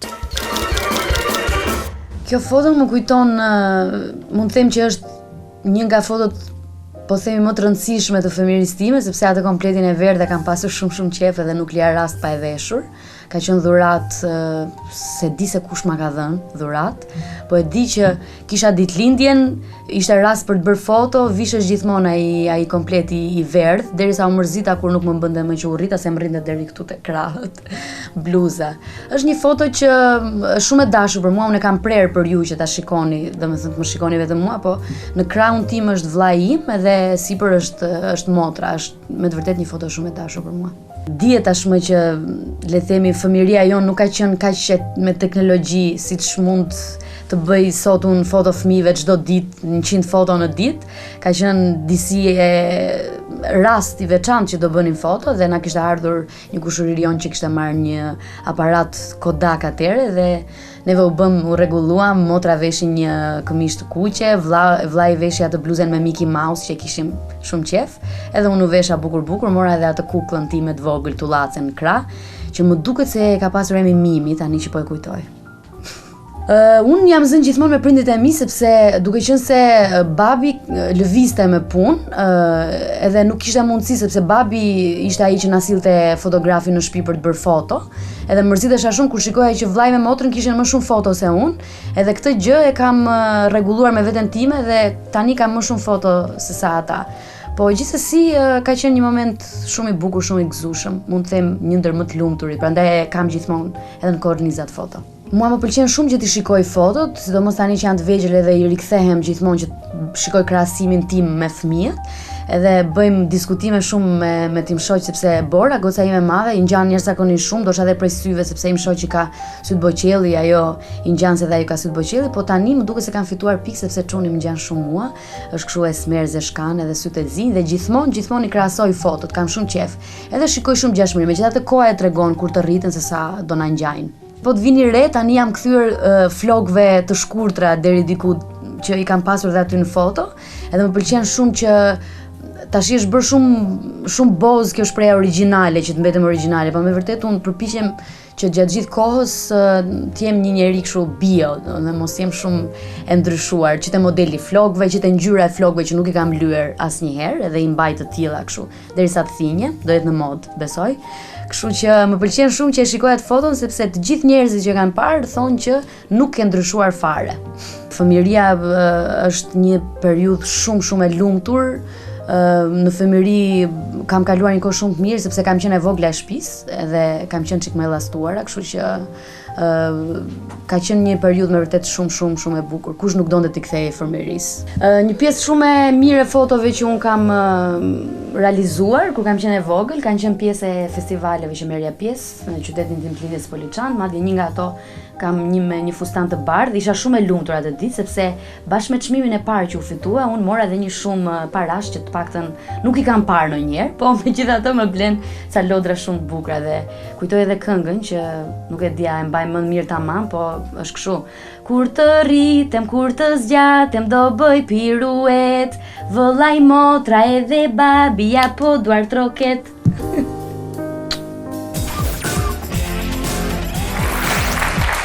Personazhi në foto pra ishte këngëtarja Orgesa Zaimi, që ne kishim edhe të... Po, gabuam, por a e di çfarë Castro? Çfarë, më thuaj? Orgesa në këtë rast është nga ato personazhe që e vogël pas ka veshur fustane, ndërsa tani me stilin e saj rock ka filluar më shumë me pantallona dhe me... Gjithsesi ishte femër, personazhi ishte femër. Shumë mirë, përshëndesim Dhe Orgesa. para se të prezantoj edhe miqt panelit ton, të dashur spektator, sonte thurjen sikurse dhe e keni parë, apo për ato që nuk e kanë parë dhe tash më kanë ndezur ekranin e televizorit e kanalit ton digital, kemi folur për meshkujt. Folëm fillimisht për meshkujt romantik, sa romantik janë meshkujt shqiptar, se sa tradhtar të kalibrit janë meshkujt shqiptar, por tashmë do flasim edhe për një pjesë të tyre të mirë, pse jo? Luku. Sa më shumë koha kalon, aq më shumë meshkujt shqiptar janë të dhënë pasajgjoj dhe kujdesen për lukun e tyre. Ftoj me njerë, në fakt nuk i ftoj sepse i kam tullur në panel, por jam mësuar me faktin që i ftoj. Roberto Caparota, Arion Muça, Ermal Merdani dhe Kliton Zeqiraj.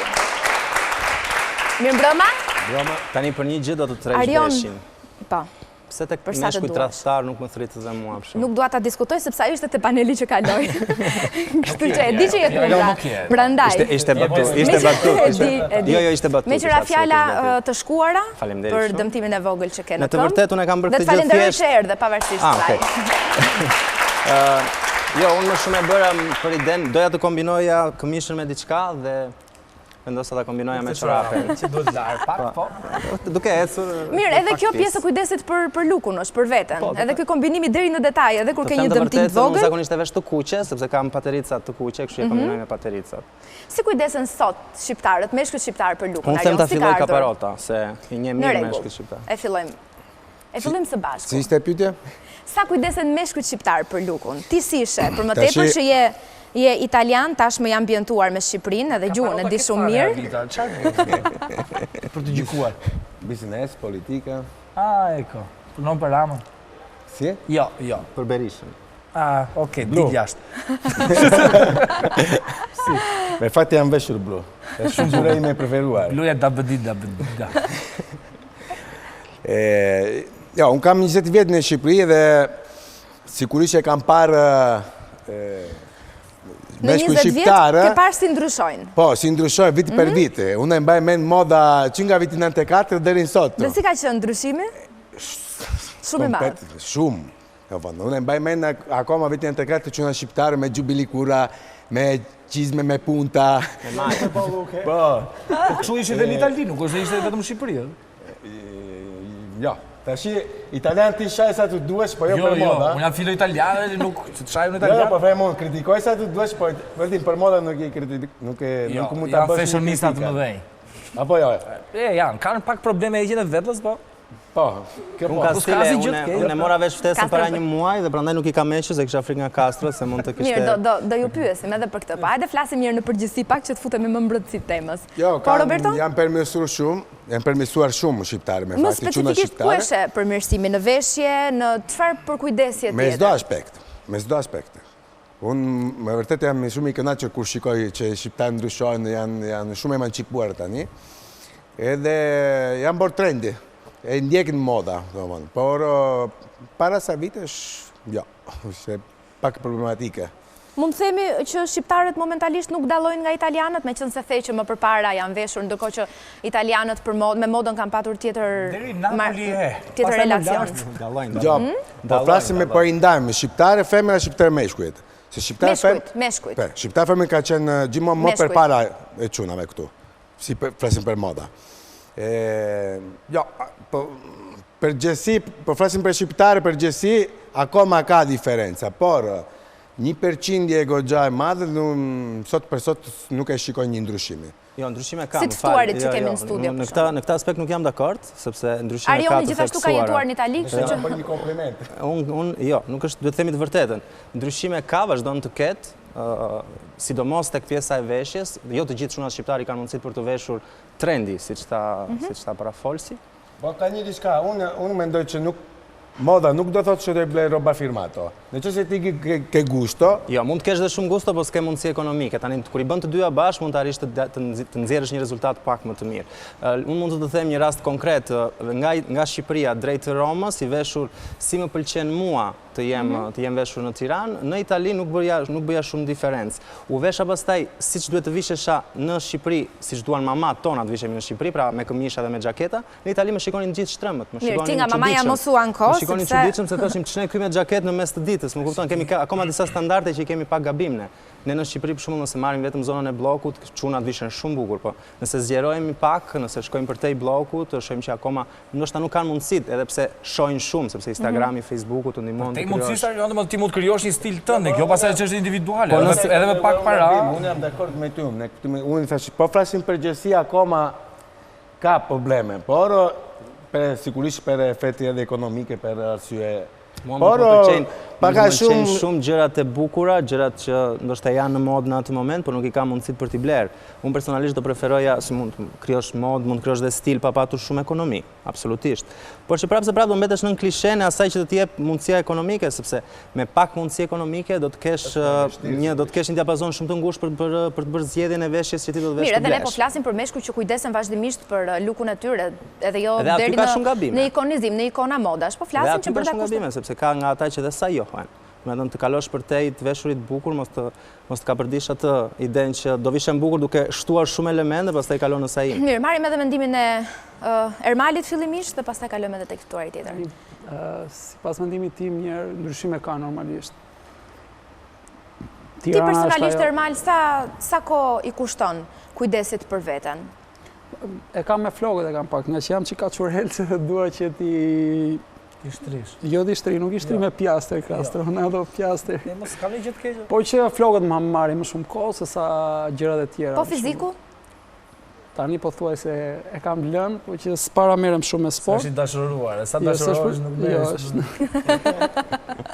Ndryshime ka normalisht që ka goxha. Tirana është ajo që normalisht është kryeqyteti, është ajo që është motori në lloj mënyre, pastaj po të kapim rrethet, në rrethet mund të jenë disa individë të saktuar që mund të identifikohen ato qytete. Por derisa ne jemi këtu dhe po flasim për të gjithë, do me thënë që ndryshim ka.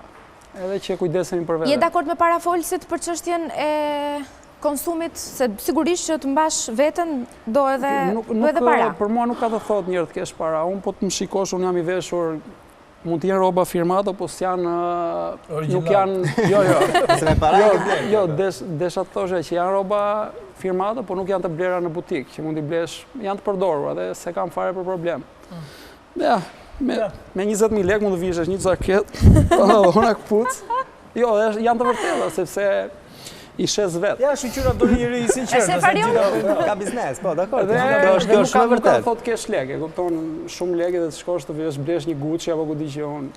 Si që janë disa shokët e Castros që janë veshur me plaka. Jo. Me plaka dhe ndërkohë... Po këte ke qe për vetë, se duket fanellat. Jo, se kam qe vetë, është vetë shukastë. Te ke blerë. Kliton? Unë mendoj në radh parë të kujdesesh për veten është kulturë mbi të gjitha, të mbash veten, edhe pse këtu në Shqipëri meshkujt kanë komplekse, jo në përgjithësi, po flas në stilin me veshjet, preferojnë më shumë ngjyrat e zeza, se sa ngjyrat ose po flas ngjyrat e ndezura ose diçka tjetër. Pra le të themi dhe në një farë mënyrë e paragjykojnë ato që kurohen ose kujdesen për veten. Paragjykimin e krijon ti, nuk të paragjykon njëri sot. Jo, absolutisht. Ka ndryshuar gjëra. Tirana nuk është më ajo, flasim as Shqipëria nuk është më ajo e paragjykimeve. Absolutisht jo, por që aktualisht mashkull nuk të bën as heqja e vetllave dhe as veshja, kështu që paragjykimi unë nuk është paragjykimi në Shqipëri. Unë të kërkoj ndjesë po të kundërshtoj, por në Shqipëri nuk kam më.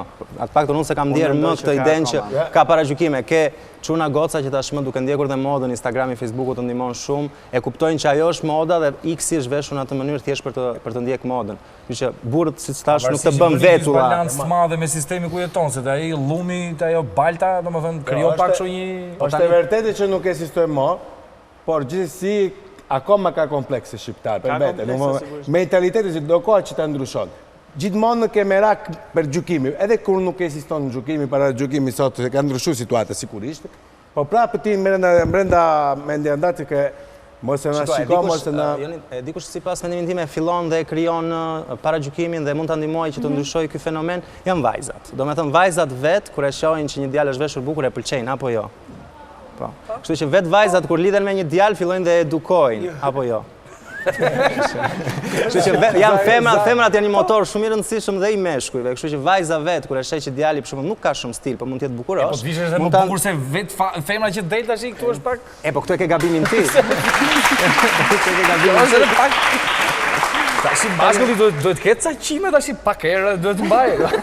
Jo detyrimisht s'kam asgjë gjë kundër për shumë. Jo, unë di që sot në përshtypje. Po tashi të heqim me qimet e gjoksit tash. Mund të bësh një shkurtim në këta metroseksualët e kohëve moderne, domethënë. Tani të heqësh qimet e gjoksit nuk të bën. Bëj një pyetje, kush i pason kush e qivetulla? Po një pyetje. Shumë sa komplekse. Jo, po sepse tha mirë Castro që jo po të heqim sjetullat i heqim. Tani mos të bëhemi banal. Po të kthehemi 30 vite më vonë. E rregull. Deri këtu jepi. Të kthehemi 30 vite në kohë, ndoshta ajo ishte tabu më përpara, më kupton edhe. Pateri kishte femra të kryeshi këtej na sjellat i thu.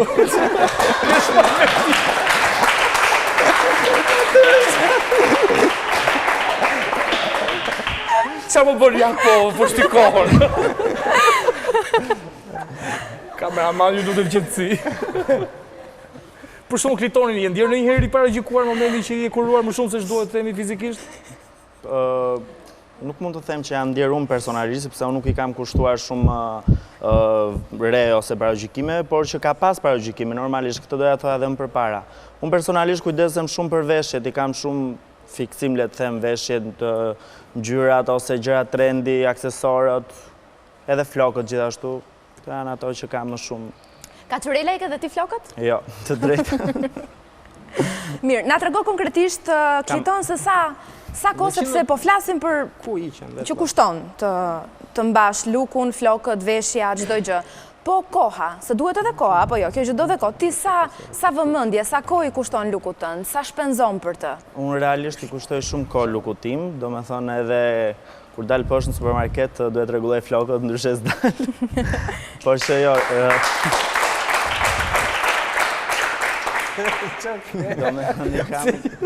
Gjithë reagime je Castro. Jo, me s'bërë. Të përballoj dot. Kushtoj shumë kohë, realisht, domethënë para se të dalë në një event ose në një klub ose. Ke shumë kohë të lirë, sepse është shumë e vështirë tani. Ti kile speca tash të rregullosh.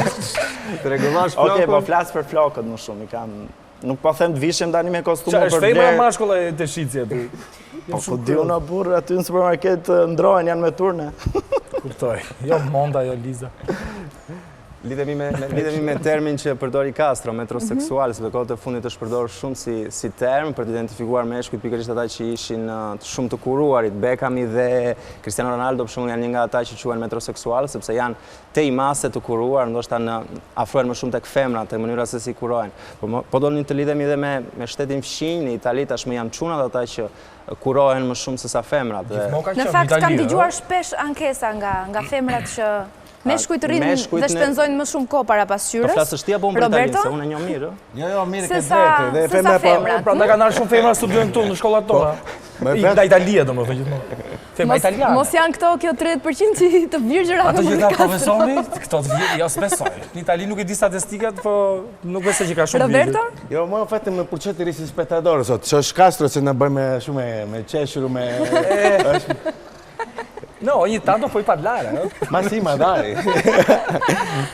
Jo, është të vërtetë që edhe femra italiane po hankohen, se me fakti femra italiane nuk duhet bukuria shumë femërore.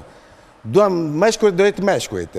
Edhe është e vërtetë që meshkujt italianë tash e kanë tepruar çik, janë bërë shumë feminorë, po, shumë, jashtë masa. E kanë tepruar. Unë s'po them që do e mbaj me vërtetë pa banalitete. Pa banalitete. Qimet në vesh. Se është çështje edhe gjenike, sigurisht. Por mos e bëj një pastrimi, mos e bëj të holla si femra tash, vetëm për shembull. Jo, si kam ashtu. Jo, unë kam tatuazh. I kam tatuazh. Kam shqiponja këtu. Ku e ke? Arioni dhe Ermali, sa kohë shpenzoni? Arion fillojmë bashkë. Varet ku do të shkojmë një. Nëse do zbresim poshtë për të blerë speca, si që ishte batuta e Castro, sigurisht... Jo në përgjithësi, më në përgjithësi. Përgjithësi varet edhe çfarë profesioni bën. Lidhet pastaj edhe me etikën e punës, lidhet me shumë gjëra fenomeni veshjes, ose fenomeni mënyrës se si do të kurohet një çun. Se një çun kurohet a priori, fillon dhe kurohet sikur është shumë i ri në moshë, do ta vazhdoj këtë gjë edhe në për biznese të ndryshme, duke veshur kostumin, xhaketën, orën e dur për atë kostume të tjera. Nëse do ta kesh të shtyr mashkullin që të vishet bukur ndoshta nga vendi punës, do tentoj të gjej një rrugë të mesme, duke u veshur me kostum, le të themi, duke arxhuar pak kohë për veten, por që pa kaluar në ekstrem. Unë personalisht kam fatin e madh që rrobat dhe veshjet mua mi kuron mamaja, dhe kështu që nuk kam shumë vështirësi për të zgjedhur ndoshta këmishën e dur dhe xhaketën e dur. Por nëse do të jetoja vetëm, sigurisht do të ishte shumë e vështirë kjo gjë, sepse këmisha duhen larë, duhen e kurosur, xhaketa që jo të merr më shumë kohë. Ja Castro e di për shembull. Po të kesh shumë kohë të lirë. Dola sot sa i dash mace ushqim 2 njolla direkt. Po tani. Nuk se pse thoje se nuk duken njollat në atë pozicion që je. Në Itali kanë krijuar një modë të re të djemve të papunë, që i quajnë blogera tani. Qa bëjnë këta?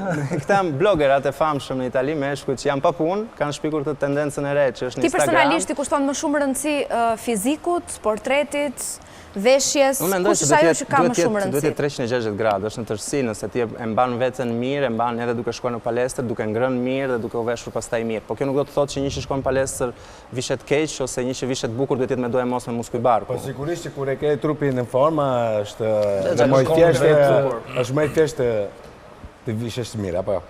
Ne kemi edhe çuna në palestër që kanë trupa shumë të bukur dhe kur dalin në palestër arrin me tuta. Unë shumë më rastisi para se të vija këtu, më rastisi që pash në rrugë Landin e West Side Family, është nga ata djem që në Tiranë është mbajtur shumë vitesh dhe që është vesh bukur dhe vazhdon vishet bukur, Landi vishet dhe me kostum kur shkon në punë, dhe vishet shumë krëk dhe ta knaq syrin, le të themi, kur e shën në rrugë, është një çun që bie shumë në sy. Po kur shkon në palestër e ke me pallona gjëra, me kapele, kështu që ka një stil. Mendoj ndoshta duhet ishte kjo. Se kuptoj si nuk shkon me kostum palestër. Vështirë. Ja, mund të shkoj edhe me kostum palestër dhe do ndrohet pastaj. Një Landi të puthi. Mirë, pak minuta momente muzikore nga Slido dhe rikthehemi bisedës.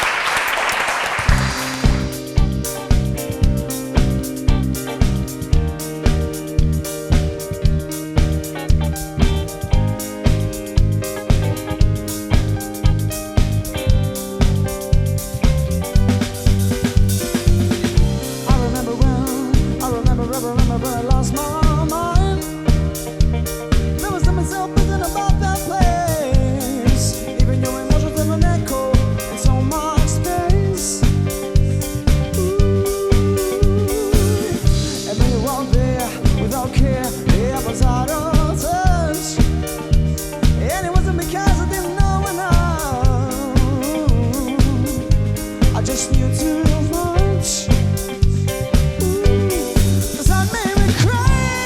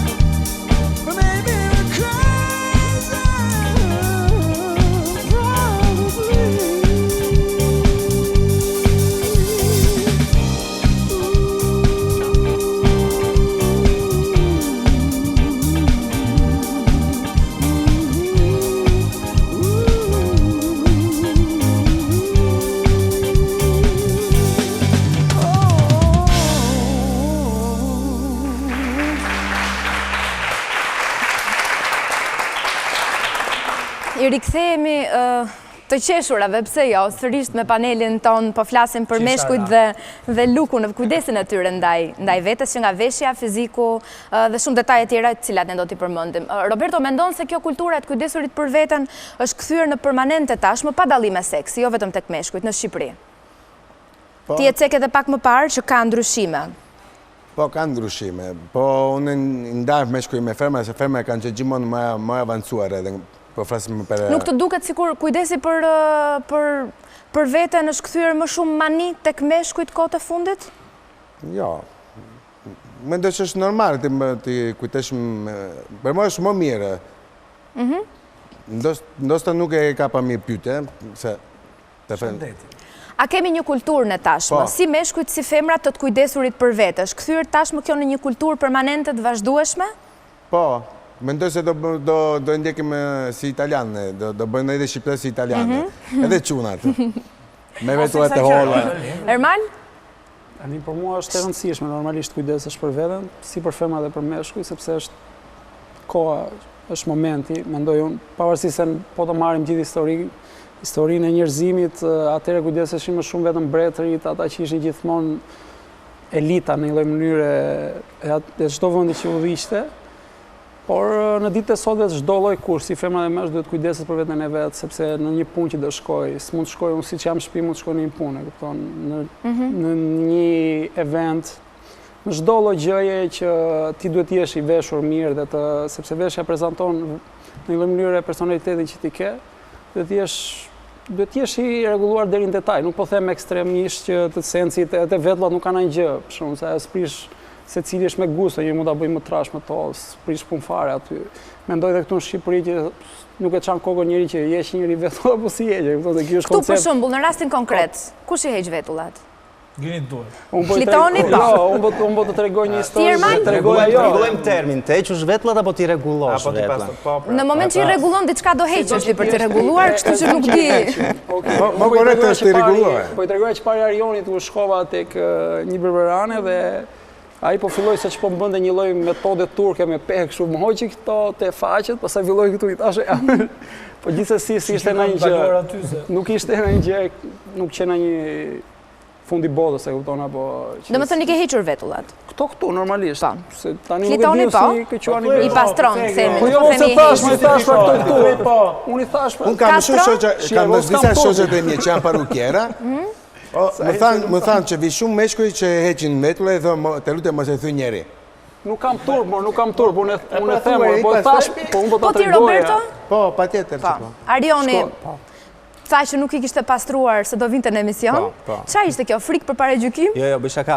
Madje ishte motra që më tha, do vesh të flasësh pikërisht për lukun dhe për vetullat, se do flisnim për vetullat, do binte tema tek vetullat dhe harrova, thjesht harrova. Castro? Me brisk pak të mesin. Bile sa ko fillova se ndite i qimet e maj hundës, dhe duke ish me brisk e vetëm delta. Mirë, se ti nuk na tregove si kujdesesh, si është kujdesi jot për veten? Për lukun, për veshjen? Para një 10 viteve kujdesej shumë për veten e vet, sepse ishte një artist shumë trendi atëherë. Dhe ai e di shumë mirë. Jo, tani e ke varur pak, e di dhe veti. Ke vënë pak dark Castro. Se kam varë fare tash. Doja themi dhe publikut pse u grindëm ne herën e parë tek ai show që ishim bashkë. Nuk e mbaj mend, ja themi, pse po. Pse u grindët? Jo. Pikërisht për lukun, sepse unë i troqa mendjen, sepse unë jam shumë i shkujdesur, në fakt, domethënë shumë i shkujdesur, duke jetuar edhe vetëm edhe me një mace sakate me një tek sy. Domethënë se real ka rënë 2 herë në balkonin për kushte që mezi jeton me mua. Unë vishem shumë. Do ka tentuar 2 herë të largohet, po ky e kap. Dhe kam përshtypjen që kjo më është kthyer tashmë në stil e gjitha kjo gjë. Domethënë kjo mënyra të themi pak e shkujdesur. Nuk është se ke dashur. Nuk është se ke patur këtë stil. Bën dhe flokët me firmë. Pastaj kur je dashuruar jem shumë i kujdesshëm. Castro, po ti ke pas lyer flokët për shembull. Po jo se nuk e luaj tash, po tash ka rënë pak edhe. Kjo është. Domethënë edhe duar shumë me flokët, u kam thënë më përpara Beyond çfarë. Ja ralluar pak lita. Ja ralluar, duhet me bën ai gjë. Në një ampull. Në një ampull. Ha Castro. Jo, po mendoja që ku do i merrte flokët për t'i vënë te koka. Ke eksperimentuar për lukun tënd? Çfarë mos ishte? Është verë, është fundit, qesh me patullet tua, s'ka bën, ik largoti.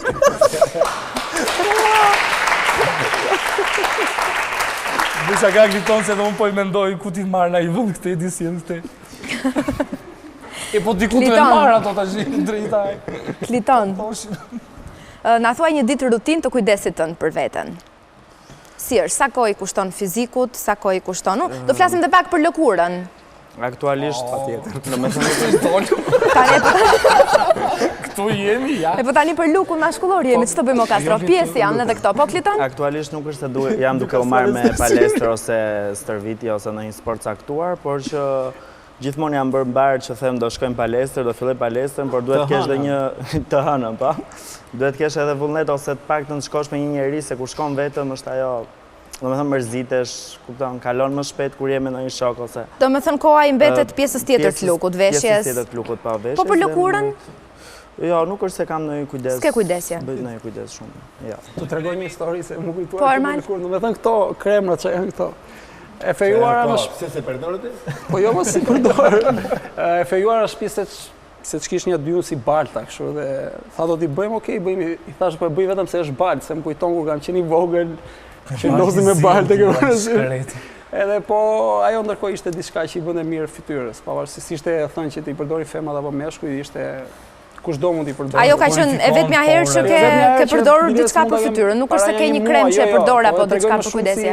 Jo, duket ti ke pas pak më të vajosur si fytyrë. Po, është vërtet. Edhe e tregova më shumë për faktin sepse unë i thash me që është baltë po e bëj, e kupton. Se nuk po t'ishte na një krem tjetër i thoshe nuk e bëj. Po kur futur kastravezin pasaj në sy. Pa pasaj më pëlqeu shumë. Tu e pret, papa. Gjithë këtu. Është shumë e bukur ajo. Se di Roberto çfarë do. E kastraveca? E kam alergji. Kastraveca? Po. Është e tmeshme, ka vitaminë C dhe 6 tëra. Ç'ka që ti bën? Jo, s'ke.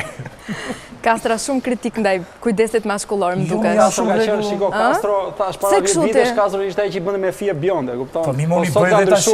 Nga i nati sa marrë emisioni do ikë do i lyft. Po jo, pra, se ke ndryshuar sot. Po nuk kam ndryshuar. Para kështu ka qenë, ishte kur kisha... Pastaj drejti ta haj, tu pas shoni 9 vjeç fillon e hema bab.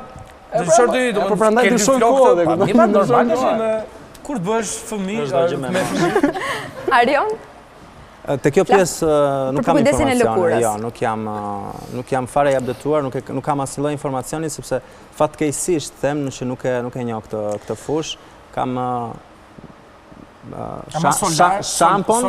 shampon dhe balsamin njohun për flokët, kaq nuk, po kremrat nuk i kam. Se dhe solari hyn te pjesa e lëkurës. Në fakt, Roberto, është edhe lëkura një pjesë që mashkulli duhet të ketë parasysh të kujdeset për të? Absolutisht po. Unë tash për shembull jam 42 vjeç. Mendoj se nuk come si dice, non le dimostro. Nuk i trego. Po nuk do ta thuash ti, do ta thotë ajo dhe ti thua faleminderit. Por jo, po ka pas një fati. Fati im është unë jam lindur në një qytet që kanë ashtu të baltë që kanë thonë Ermali, janë natyror.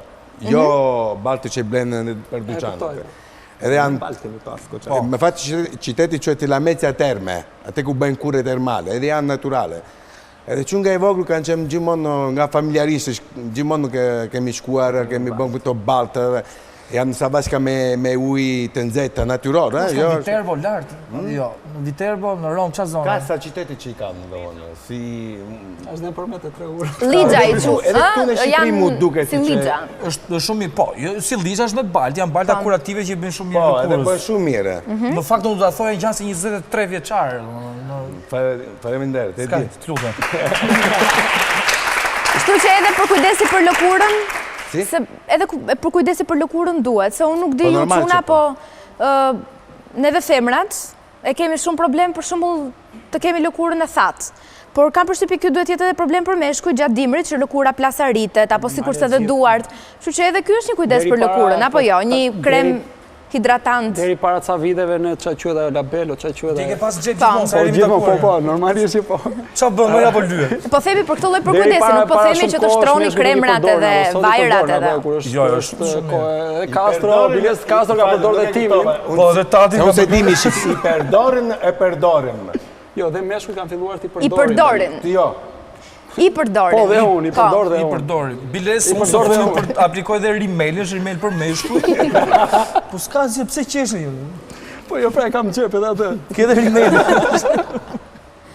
Ase do ishte, nuk është shumë natyrale Nuk e të di shi, se ajo ma e pa Grimelin. prisja sonte që meshkujt në panel t'ishin po, përdor dhe këtë, kam edhe këtë, sepse po flasim për një kujdes tashmë për meshkujt që nuk do t'jetë komplekse që nuk ka më dhe ne para flasim... gjukime, po është e vërtet që ka akoma jam me frikë janë. Jo, ma unë si jam me frikë, unë e tashme e kam përdorë. I provokon, jo.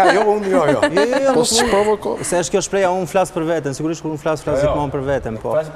Nuk do t'ishte, do më duke t'ishte turp, është njësoj si kur ti thuash dikuj që do t'iki në mal, pse do veshësh gjup. Nëse ti ke buste thata, normale që ekziston labelo, mund t'a vësh labelon se të ndihmon. Kjo nuk më duke tabu ose të më duke të tushë. As në mes të rrugës, as në mes të blogut, as përpara mamas, as gjyshes. Unë kam pas probleme me çorapet, për shembull gjyshja ime nuk e kuptonte pse s'kisha çorape, ndërkohë që unë kisha çorape, po kisha të shkurtra. Domethënë, mos krijojmë fenomene kot në kjo ide labelos. Ja, pa unë... Jo, s'ka asgjë. Që bëjmë shaka, po e kisha me Castro dhe me Erma. Jo, më ne tha po, do të thuhet tash nga inati.